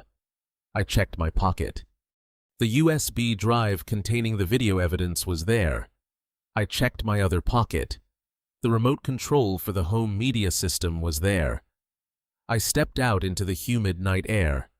I didn't walk with the shuffle Bradley expected. I walked with the stride of a CEO entering a board meeting to fire the entire executive team. The front door was open. The music tonight wasn't the thumping bass of a rave. It was smooth jazz playing at a volume that allowed for conversation, but covered the sound of threats. The air didn't smell like cheap pot anymore. It smelled of expensive cigars and heavy cologne. I walked into the foyer. The crowd was smaller than the previous night, perhaps 30 people, but the density of danger was significantly higher. Bradley was standing in the center of the living room under the chandelier. He was holding a crystal tumbler of my best scotch. He was wearing a suit that was too tight, trying to look the part of the landed gentry. Megan was on his arm wearing diamonds that belonged to my wife. He saw me enter. A grin split his face. It wasn't a smile of welcome. It was the smile of a hunter seeing a trapped animal walk into the cage. Dad Bradley shouted, spreading his arms, "Look who decided to join the party. Everyone, this is my father, the man who made all of this possible." The room went quiet. 30 pairs of eyes turned to me. They weren't looking at a person. They were looking at collateral. They were assessing my health, calculating how long I would last, estimating how quickly my assets could be liquidated to pay Bradley's gambling debts. I walked toward him. I kept my face blank, my eyes slightly unfocused. I needed to sell the image of the confused, compliant old man one last time.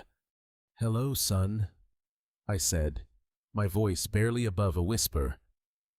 You said there was a celebration." "There is," Bradley said, throwing an arm around my shoulder. It was heavy and possessive.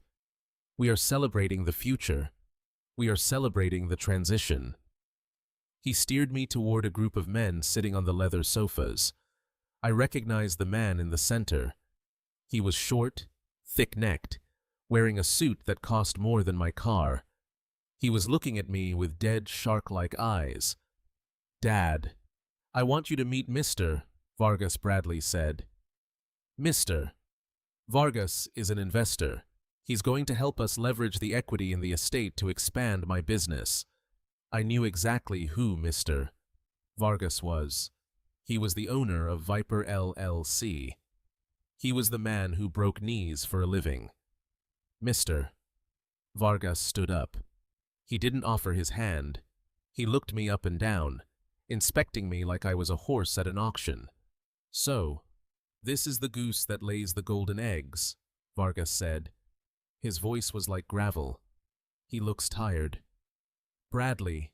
He is tired, Bradley said quickly, his grip on my shoulder tightening. That's why I'm taking over. He signed the papers today. Full power of attorney. Guardianship. Everything is under my control now. Vargas looked at me. You signed the papers. Old man. I nodded slowly. I signed them. Bradley says he will take care of everything. Vargas laughed. It was a dry, humorless sound. I bet he will. Well, Bradley, as long as the paperwork is solid, our business can proceed. But I want to see the deed transfer by Monday morning. Monday morning. Bradley promised first thing. He guided me away from the sharks toward the kitchen. He poured me a glass of tap water. He didn't offer me the scotch. Here, Dad, hydrate.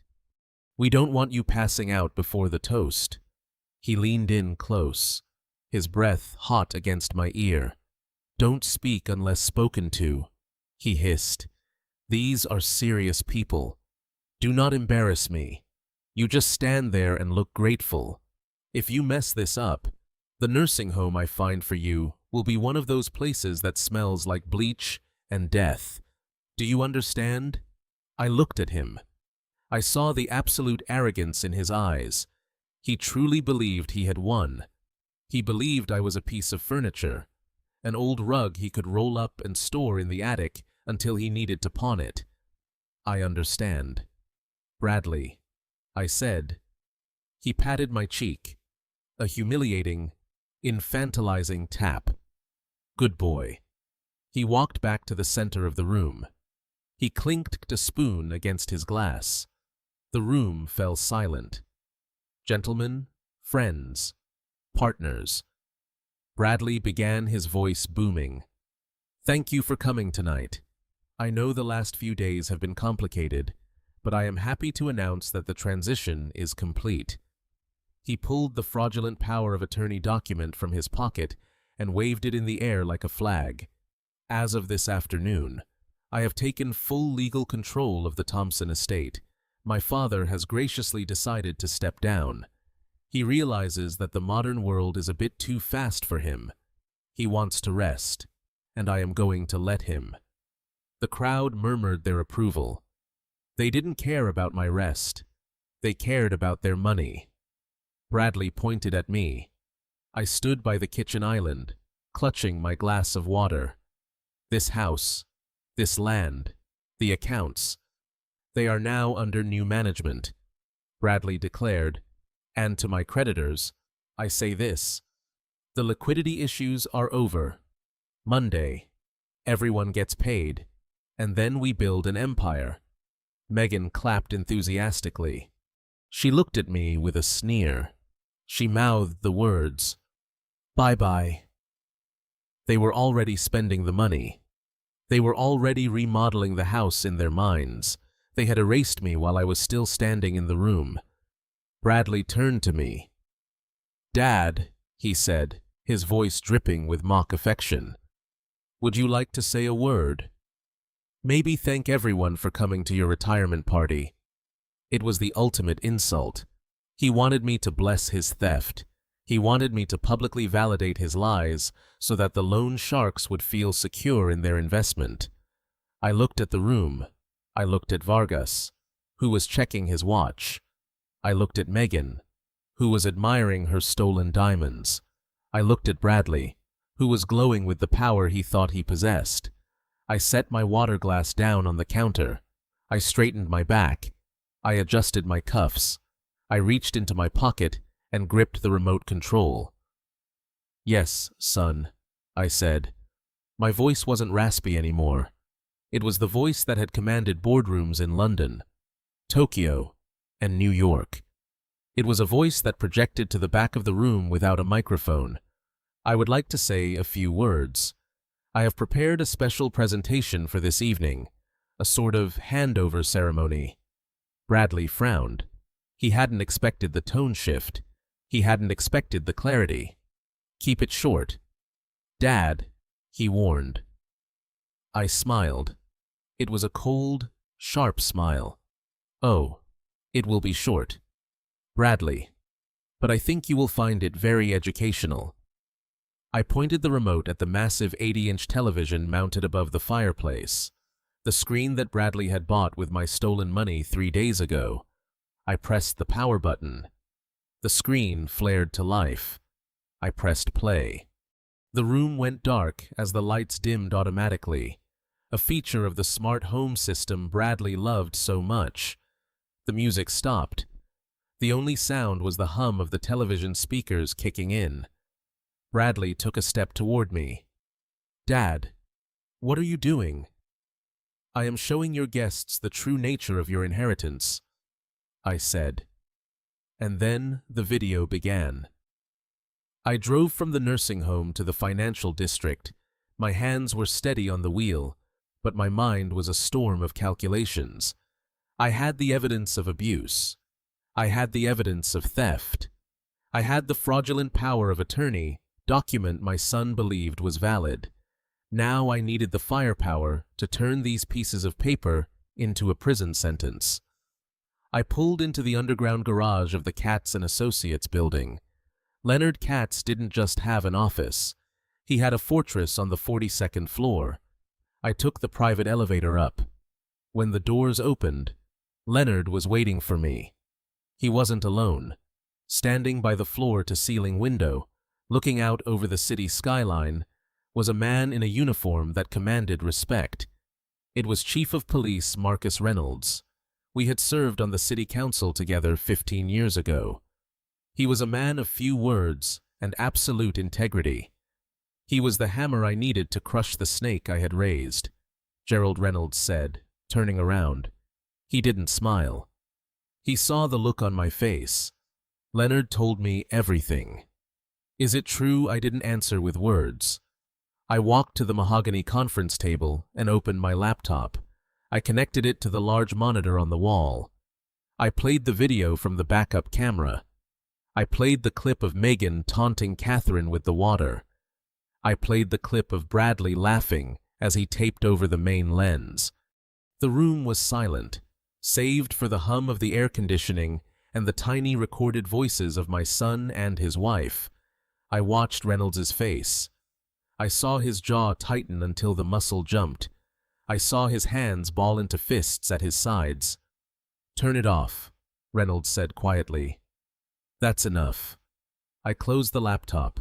I can have a squad car at your house in 10 minutes, Reynolds said. I can have them in cuffs before lunch. Elder abuse, neglect, assault. This is a slam dunk.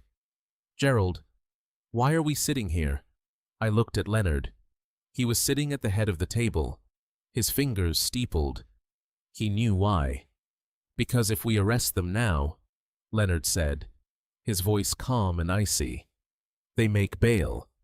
They hire a defense attorney who argues that the video is out of context or that Gerald manipulated the footage. They claim it was a momentary lapse in judgment due to caregiver burnout. They get a plea deal, 2 years probation, maybe 6 months in minimum security. Reynolds scoffed. Caregiver burnout. They went to Miami to party, and a jury might buy it. I said Bradley is charismatic. Megan knows how to cry on cue. I don't want a trial that drags on for years while they spend my money on their defense. I leaned forward. I want them buried. Marcus, I want them to go away for so long that when they come out, they won't even recognize the world. And to do that, we need more than abuse. We need fraud. Massive, undeniable felony fraud committed in front of witnesses. Leonard slid a file across the table. The trust. Gerald.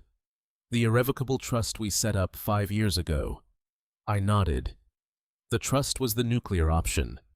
When I retired, I transferred the deed of the house and the bulk of my investment portfolio into a trust.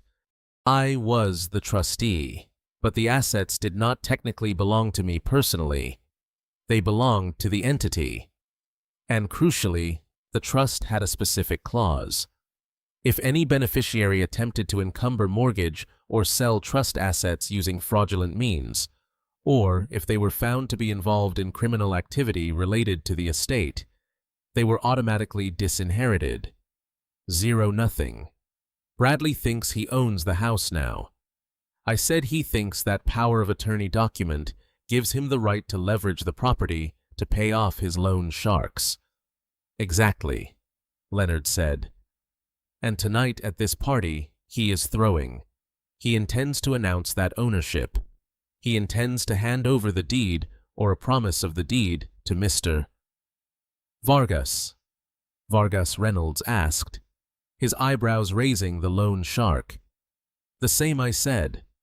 Bradley owes him $100,000. He invited Vargas to the house tonight to prove he has the collateral to pay him back. Leonard smiled. It was a shark's smile. If Bradley attempts to use the house as collateral for a loan using a forged power of attorney, that is bank fraud, that is wire fraud, that is grand larceny. And since Vargas is involved, it potentially triggers RICO statutes. We aren't talking about probation anymore. Marcus, we are talking about 20 years in federal prison. Reynolds looked at the file. He looked at me. So, you want to let him do it? Reynolds said. You want to let him stand up in front of everyone and commit the crime? I want to catch him with his hand in the jar, I said. I want him to believe he has succeeded. I want him to feel the relief of thinking he is safe. And then I want to take it all away. Reynolds nodded slowly.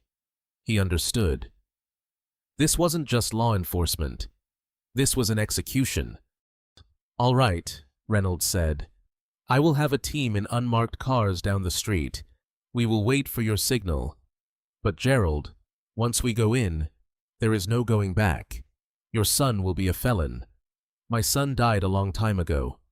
I said, the man in my house is just a thief wearing his face. We spent the next hour coordinating the details. Reynolds would position his men at the perimeter at 8:30 p.m. Leonard would arrive with me ostensibly as my legal counsel to verify the transition of power, but in reality to serve as the witness to the fraud. When the meeting was over, I asked for a private room in the office. I had one last task to complete. I sat in a small soundproof office with my laptop. I wasn't just a victim anymore. I was a director. I opened my video editing software. I imported the clips from the security cameras. I imported the audio recordings of their conversations. I imported the screenshots of the bank transfers. I began to assemble my presentation. I started with the footage of them leaving for Miami, the laughter, the suitcases. Then I cut to the footage of Catherine, alone in the dark room. I synced the audio of Megan mocking Catherine's thirst with the video of them clinking champagne glasses in South Beach. It was brutal work, watching the footage again and again, seeing the casual cruelty of the people I loved tore at me. But I forced myself to watch. I needed the timing to be perfect. I needed the narrative to be undeniable. I added captions, timestamps. I highlighted the moment the camera was taped over. I highlighted the moment Bradley forged my signature on the catering receipt. I titled the video simply The Truth. I saved it to a USB drive. I made 3 copies, one for the police, one for Leonard, and one for the 80-inch television screen in my living room. I held the small metal drive in my hand. It weighed less than an ounce, but it contained the weight of a lifetime of betrayal. I walked out of the office. Leonard was waiting. It's done, I said. Leonard nodded. He looked at his watch. It's time to go to the party. Gerald. I adjusted my tie. I checked my reflection in the glass door. I didn't look like a grieving husband. I looked like a man going to war. "Let's go," I said. "I don't want to be late for my own retirement." We took the elevator down. The sun was setting, casting long shadows across the city. Darkness was coming. But for the first time in days, I wasn't afraid of the dark. I was bringing the light, and it was going to burn them all to ash. The air in the living room was thick enough to choke on. It was a miasma of expensive cigars, heavy cologne, and the metallic scent of greed. I stood by the kitchen island, clutching my glass of tap water, and watched the ecosystem of my home being invaded by parasites. Bradley had gone to great lengths to make this look like a legitimate gathering of high society. But you cannot mask the stench of desperation with catering and jazz. I observed the guests. There were about 30 of them scattered across the room. A few were Bradley's old college friends, men who had never quite grown up, still wearing their fraternity rings and laughing too loudly at unfunny jokes. They were the enablers, the ones who had watched Bradley spiral into gambling addiction and cheered him on. Then there was Megan holding court near the fireplace. She was wearing a silk dress that I knew cost more than the monthly salary of the nurses she had fired. She was laughing, throwing her head back, displaying the diamond necklace that belonged to Catherine. It was a vintage piece, Art Deco platinum and sapphires. Seeing it around her neck felt like a physical blow, a desecration of my wife's body. But the most important people in the room were the ones who weren't laughing. They were the men in the dark suits standing near the periphery, watching Bradley with the dead. Unblinking eyes of apex predators. Mr. Vargas was the alpha, but his lieutenants were there, too. I recognized the type. I had dealt with union breakers and corporate raiders in the 80s who had more warmth in their souls than these men. They were not here for the canapes. They were here for the collateral.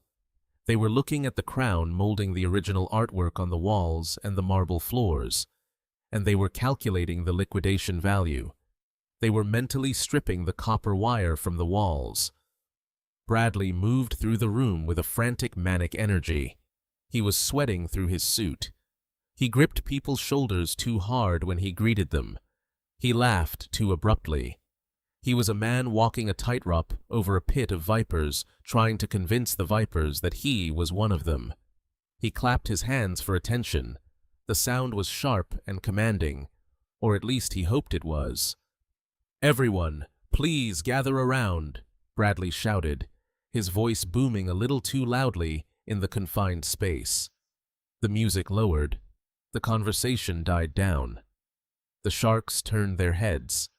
Megan glided to Bradley's side, slipping her arm through his, playing the part of the supportive hostess. They looked like royalty presiding over a court of thieves. "I want to thank you all for coming on such short notice." Bradley began. He raised his glass of my best scotch. "Tonight is a very special night. It marks the beginning of a new chapter for the Thompson family. As many of you know, my father Gerald has been the rock of this family for decades. He built an empire. He provided for us. He led us. He gestured toward me. I stood still, my face a mask of polite confusion. I let my shoulders hunch slightly. I let my hand tremble just enough to ripple the water in my glass. I needed them to see a relic. I needed them to see a man who was finished. But Bradley continued, his voice dropping to a register of mock solemnity. "Time comes for all of us. The last few years have been hard on Dad. Mom's illness. It took a toll. And recently, we've noticed that the burden has become too heavy. He forgets things. He gets confused about finances. He wanders. It's heartbreaking to watch the strongest man, you know, start to fade." He paused for effect. Megan wiped a non-existent tear from her eye. The performance was nauseatingly perfect. So Bradley said, "Bitening up again. We made a family decision. Dad has agreed for his own health and safety to step back. He has signed over the management of the estate, the properties, and the investments to me. He wants to rest. He wants to spend his remaining time without the stress of the modern world. And I am honored, truly honored, to take up that mantle, to protect his legacy, and to grow it. He pulled the folded document from his breast pocket. He didn't open it. He just held it up like a holy relic. To the Thompson legacy. Bradley shouted. And to the future. To the future. The room echoed. Vargas didn't say it. He just took a sip of his drink. His eyes locked on the paper in Bradley's hand. Bradley beamed. He looked at me. Come here, Dad. Come say a few words.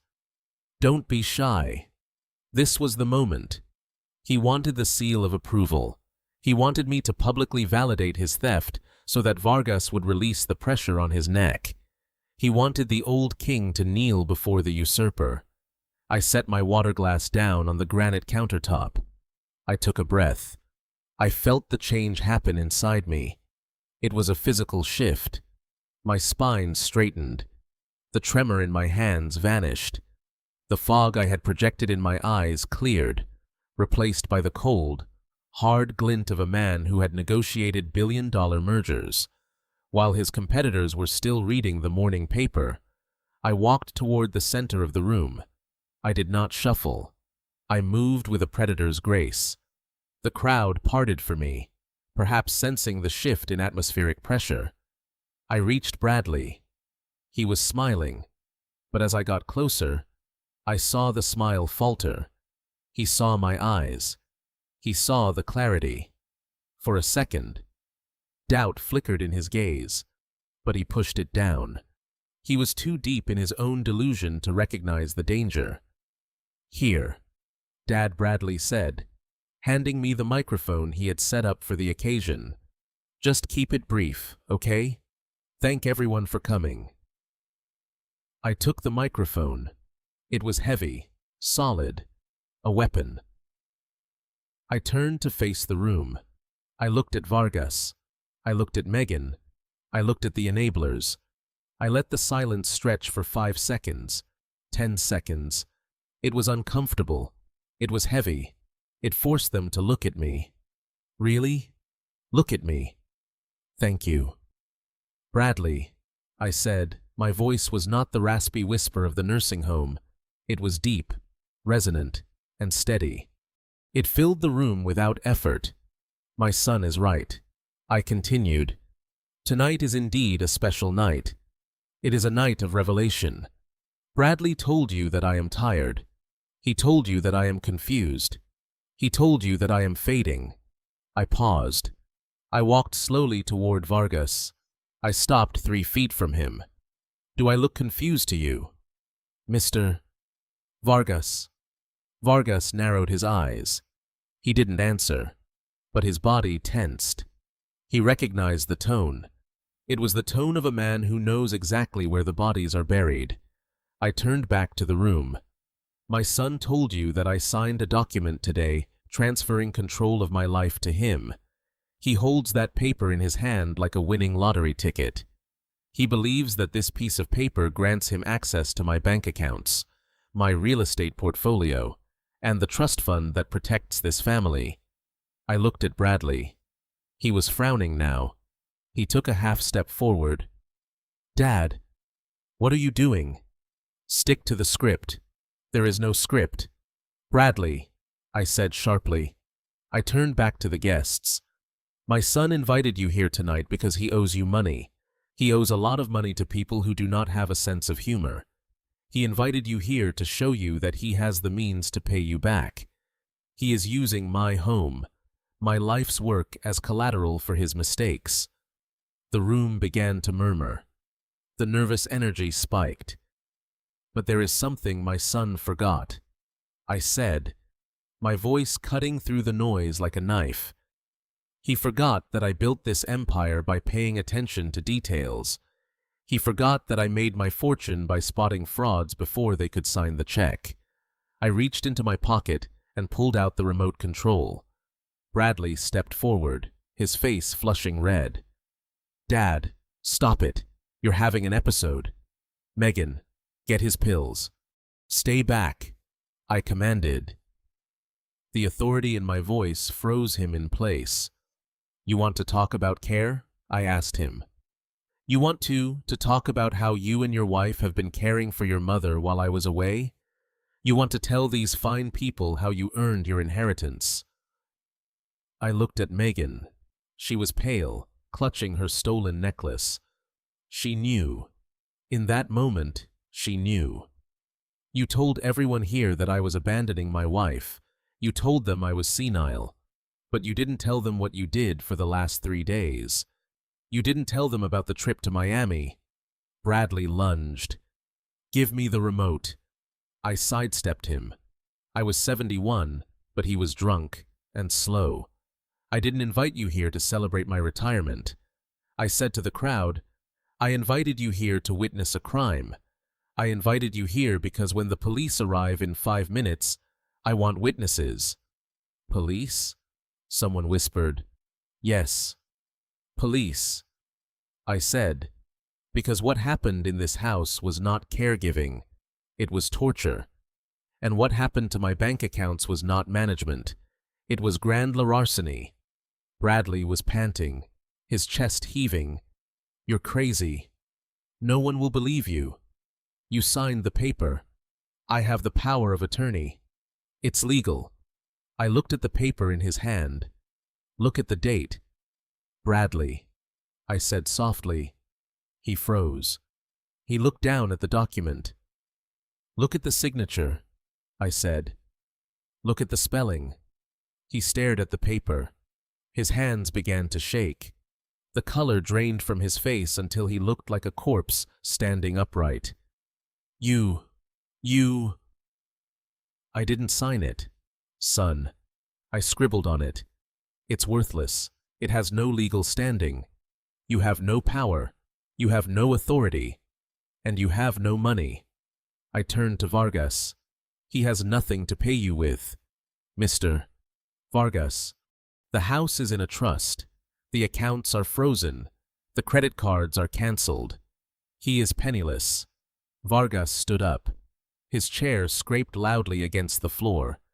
He looked at Bradley with a look that promised violence. "Is this true?" "Who kid?" Vargas asked. Bradley stammered. No, he's lying. He's senile." "Look at the paper." Vargas snatched the paper from Bradley's hand. He looked at the signature. He threw the paper on the floor. "You wasted my time," Vargas said. "I raised the remote. But that is the least of your problems." "Bradley," I said. "The money is just money. I can make more money. But what you did to your mother, that is something else entirely." I pointed the remote at the massive screen above the fireplace. "You wanted a show. You wanted a party. Let's watch a movie." "Dad, don't." Bradley screamed. He tried to rush me again, but 2 of Vargas's men stepped in his way. They weren't protecting me. They were ensuring he didn't leave the room before they got their answers. I pressed the button. The lights in the room dimmed automatically. The screen flared to life. The first image was a timestamp. Monday, 8 a.m. The room went silent. The video began to play, and the sound of my son laughing as he taped over a security camera filled the room, echoing off the walls of the house he thought he owned. The video on the screen was grainy, but the audio was crystal clear. It played at a volume that made the crystal glasses on the shelves vibrate. The guests watched in a silence so profound it felt like the oxygen had been sucked out of the room. On the screen, my son stood on a chair. He was laughing. He held a roll of black electrical tape. "That should do it," he said on the recording. "If she dies, she dies. At least we will have a tan for the funeral." In the living room, the real Bradley made a sound like a wounded animal. He lunged for the television. trying to cover the screen with his body as if his physical presence could block the truth. But the screen was too big, and he was too small. "Turn it off," he screamed. "It is fake. He used AI. He manipulated it." I did not touch the remote. I let the video play. The scene cut to Megan. She was holding a water bottle in front of Catherine's face. Catherine's hand flailed weakly, trying to grab it. Megan pulled it back, giggling. "Say please," Megan said on the screen. "Say please, you useless old witch." Then she poured the water onto the floor. A collective gasp went through the room. Even the lone sharksmen who made their living breaking bones looked away. There is a code even among thieves, and torturing a paralyzed mother violated it. Vargas turned slowly to look at Megan. She was standing by the fireplace, her face the color of ash. She tried to cover the diamond necklace with her hand, as if hiding the jewels would hide her guilt. I stepped forward. "That video was taken 3 days ago," I said, my voice cutting through the room. "While you were in Miami spending my money, your mother was drinking her own sweat to survive." Bradley turned to me. His eyes were wild. He looked at Vargas, then at me. "It doesn't matter," he shouted, pointing a trembling finger at me. "It doesn't matter what you show them. I have the power of attorney. I signed it today. The house is mine. The money is mine. You can't stop the deal. Dad, it is legal." He pulled the document from his pocket again, waving it at Vargas. "Mr. Vargas, look, it is signed." He signed it. "We have a deal. The equity is yours. Just give me the bridge loan." Vargas looked at the paper. Then he looked at me. He was doing the math. He didn't care about the morality of the video, but he cared about the stability of his investment. A man who tortured his mother was a man who would cheat his lender. I turned to the front door. Leonard now. Leonard Katz stepped out of the shadows of the hallway where he had been waiting. He walked into the light carrying a leather portfolio. He didn't look like a party guest. He looked like an undertaker. He walked to the center of the room and placed the portfolio on the coffee table. He opened it. "I am Leonard Katz, Mr. Thompson's attorney," he announced, "and I am here to correct a significant misunderstanding regarding the ownership of this property." Bradley laughed nervously. "Who cares who you are? My dad signed the transfer. It is done." Leonard looked at Bradley over the rim of his glasses. "Your father signed a piece of paper." "Bradley. But he cannot give you what he does not have." "What are you talking about?" Bradley snapped. "He owns everything." "Incorrect." Leonard said 5 years ago when Gerald retired, he placed all of his assets, including this house, his investment accounts, and his life insurance policies, into an irrevocable trust. The room went quiet again. The word irrevocable hung in the air. Bradley blinked. "A trust. So what? I am the heir. I am the beneficiary. The trust passes to me if he is incapacitated, and he is incapacitated. Look at him." Leonard pulled a document from the portfolio. He held it up. "This is the trust deed. It has a specific clause. Clause 14. B. The Morality and Competence Clause. It states that if any beneficiary is found to have engaged in criminal activity, specifically abuse, neglect, or fraud against the GR, or if they are found to have debts related to gambling or illegal activities, they are automatically and permanently disinherited." Bradley froze. "Disinherited?" he whispered. Leonard nodded. "The moment you taped over that camera, Bradley, you triggered the clause. The moment you forged your father's signature on the catering check, you triggered the clause.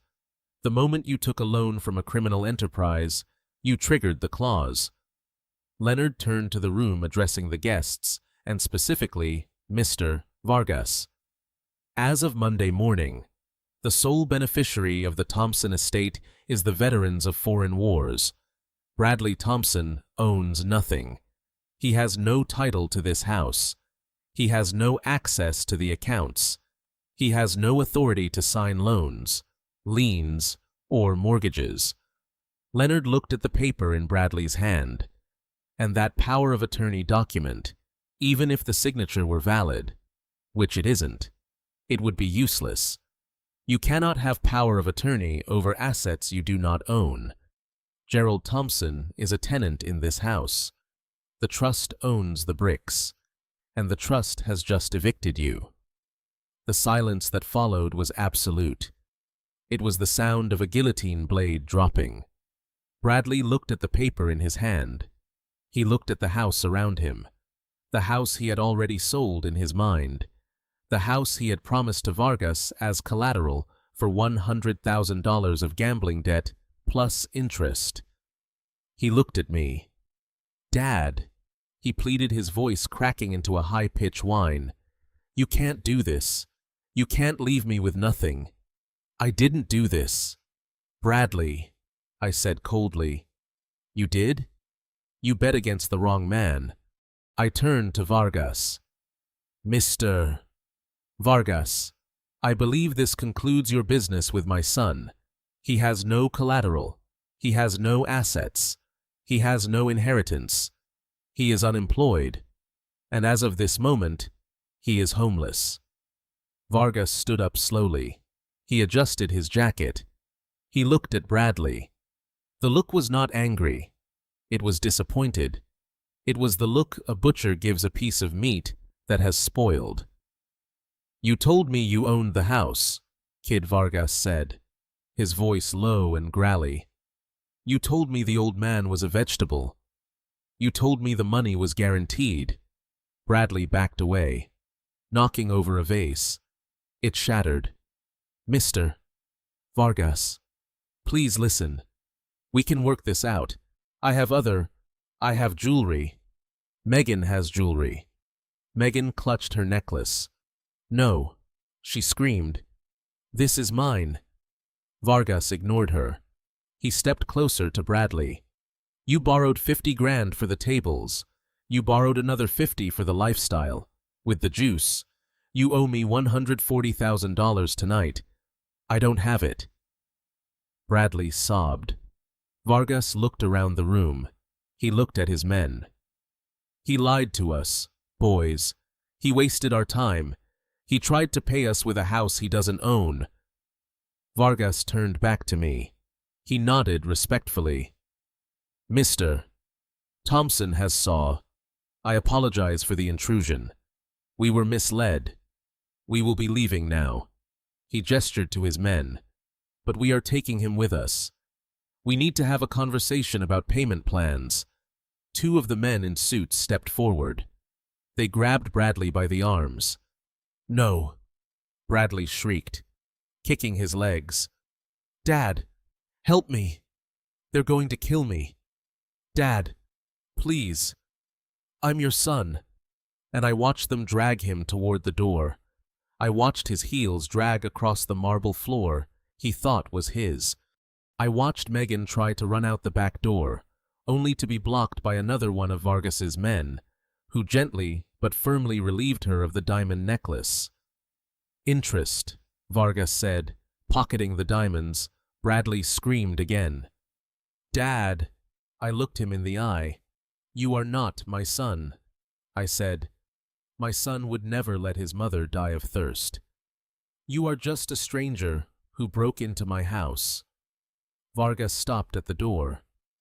"Do you want to call the police, Mr. Thompson?" he asked. I looked at my watch. "The police are already here," I said, as if on cue. The sirens erupted outside. Blue and red lights flooded the living room, washing over the faces of the terrified guests. Vargas cursed. He shoved Bradley toward the door. "Let's go," he hissed. But it was too late. The front door burst open. Chief Reynolds walked in, flanked by 4 uniformed officers. They had their weapons drawn. "Nobody move," Reynolds shouted. Vargas raised his hands. His men did the same. They knew the game. They knew when they were beaten. But Bradley didn't. In his panic, in his absolute terror of Vargas and the police, he made one last fatal mistake. He broke free from the grip of the loan shark's men and tried to run toward me. I don't know if he wanted to beg or if he wanted to hurt me. I don't know if he wanted to take me hostage. His eyes were wide and white. He reached into his jacket pocket, perhaps for his phone, perhaps for the fake legal document. Police. "Drop it." Bradley didn't stop. He lunged. An officer tackled him mid-stride. They hit the floor with a bone-jarring thud.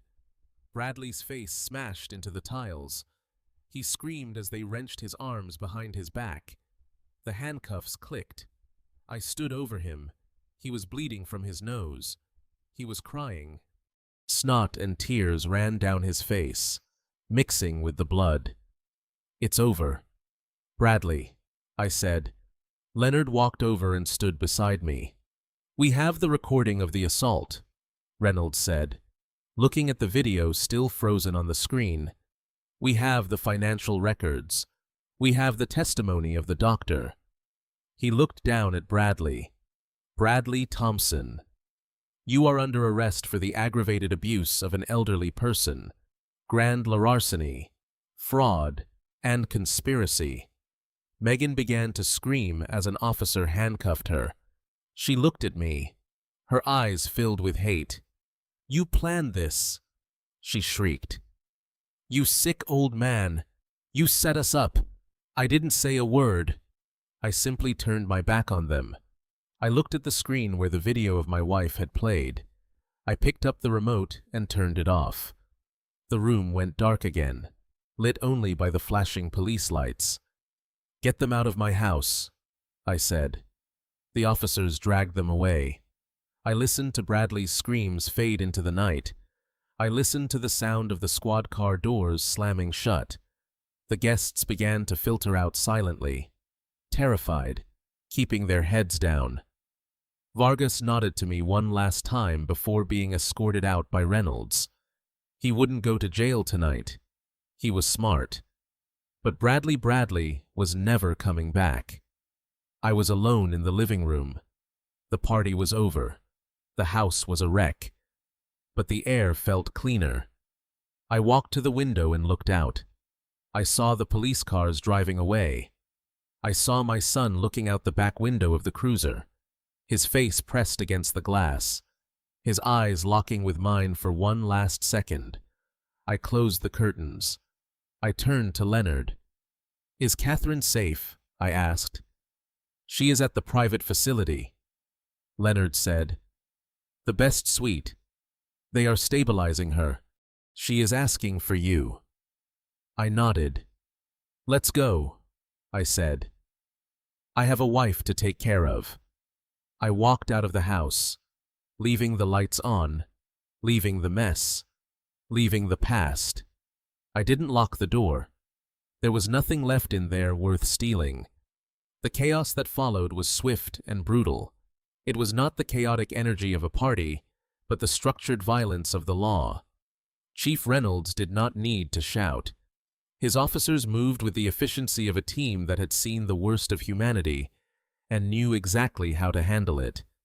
They hauled Bradley up from the floor. Blood dripped from his nose onto his rented tuxedo. He wasn't fighting anymore. The fight had left him the moment he realized his inheritance was a myth. He was limp, a dead weight, sobbing with the undignified gasps of a child who has realized the timeout is permanent. Megan was less compliant. As an officer clicked the handcuffs around her wrists, she began to shriek. It was a high, piercing sound that shattered the last remnants of the jazz music. She thrashed her heels, slipping on the marble floor. "It wasn't me!" she screamed, her eyes wild, darting around the room for an ally that didn't exist. "Bradley made me do it. He said we had to. He said Gerald was going to die anyway. I'm a nurse. I was just following orders. I watched her. I watched the woman who had poured water onto the floor in front of my dying wife. I watched her try to trade her husband's freedom for her own. It was pathetic. It was exactly what I expected. I walked over to where they were holding her. I stood just out of reach of her kicking legs. "You aren't a nurse, Megan," I said, my voice cutting through her screams. "You are an inmate, and where you are going, they don't wear designer dresses." She spat at me. It landed on my shoe. I didn't flinch. I simply turned away. "Get them out of here," Reynolds ordered. The officers dragged them toward the front door. The guests, the loan sharks, the enablers, they parted like the Red Sea. No one said a word. No one tried to help. Mr. Vargas stood by the door watching the procession. As Bradley was dragged past him, weeping and begging for a second chance, Vargas didn't even blink. He looked at me. He gave me a single short nod. It wasn't a nod of friendship. It was a nod of recognition. Game recognized game. Then he turned and walked out into the night. Vanishing before the police could ask him for ID, he knew the debt was uncollectible. He cut his losses. Bradley wouldn't be so lucky. I followed the police out onto the porch. The humid Florida air felt different now. It felt cleaner. The flashing blue and red lights illuminated the neighborhood. Neighbors were coming out onto their lawns, watching the spectacle. They saw the golden sun being shoved into the back of a squad car. They saw the perfect daughter-in-law screaming profanities as she was forced into another. Bradley pressed his face against the window of the cruiser. His breath fogged the glass. He was mouthing one word over and over again. "Dad. Dad. Dad." I looked at him. I looked at the face of the man who had taped over a security camera so he wouldn't have to watch his mother die. I reached into my pocket and pulled out my phone. I deleted his contact. Then I turned my back on the flashing lights. I walked back into my house and closed the door. The silence that rushed in to fill the space was heavy, but it wasn't lonely. It was the silence of a job finished. 6 months later. The ocean breeze is cool against my face. I am sitting on a wooden bench overlooking the Gulf of Mexico. The sun is setting, painting the water in shades of purple and gold. Beside me, in a customized wheelchair that cost more than Bradley's car, sits Catherine. She is different now. The recovery has been slow. She still cannot speak much, just a few words here and there, but her eyes are bright. The fear is gone. Her skin is hydrated and healthy. Her hair is silver and brushed to a shine. I reach out and take her hand. Her grip is stronger today. We have a new routine. Catherine and I. We live in a suite at the Seaside Recovery Center. It is the best facility in the state. I sold the house. I sold the furniture. I liquidated everything that had a memory of Bradley attached to it. I didn't want the ghosts. We spend our mornings in therapy and our evenings here watching the waves. The legal battle was short. Faced with the video evidence and the financial audit, Bradley's public defender advised him to plead guilty. He got 15 years for aggravated elder abuse, grand larceny, and fraud. Megan got 10. They are in different prisons. They will never see each other again. I didn't go to the sentencing. Leonard went. He told me Bradley cried when the judge read the verdict. He told me Bradley asked if his father was in the courtroom. Leonard told him the truth. He said, "Mr. Thompson has no children." I look at Catherine. She turns her head and smiles at me. It is a crooked smile. The stroke took half of it, but it is the most beautiful thing I have ever seen. "Water," she whispers. I pick up the bottle of sparkling water from the bench. I pour it into a crystal glass with a straw. I hold it to her lips. "Drink, my love," I say. "Take your time. We have all the water in the world." She drinks. She swallows. She sighs with contentment. I lean back and close my eyes. I am 72 years old. I have lost a son. I have lost a fortune in legal fees. I have lost the home I built. But I saved the only thing that mattered. I open my eyes and look at the camera. If you are watching this, if you have parents who are getting older, or if you are getting older yourself, listen to me. Trust is good. Love is beautiful. But control is essential. Never give away your power until you are ready to close your eyes for the last time. Because the people who claim to love you the most are often the ones measuring you for a coffin. I am Gerald Thompson. I am a husband. I am a protector. And I am finally at peace. If this story made you want to call your parents, or maybe change your will, hit that like button. Subscribe for more stories of justice served cold, and tell me in the comments, would you have forgiven him? Because I never will. The hardest lesson I learned wasn't about money or law. It was about the nature of blood. We spend our lives building safety nets for our children, believing that when we fall, they will be there to catch us. But I discovered that sometimes the hands reaching out aren't there to help you up. They are there to pick your pockets. Blind trust is a liability even within your own home. Real love protects. It never exploits. Do not feel guilty for guarding your dignity, your assets, or your well-being. The strongest fortress you can build is one where you hold the only key. Never apologize for surviving the people who tried to break you. If this story reminded you that you need to protect your own future, please hit the like button and subscribe for more stories of justice served cold. And tell me in the comments, would you have forgiven Bradley, or did he get exactly what he deserved? I'll see you in the next story. I think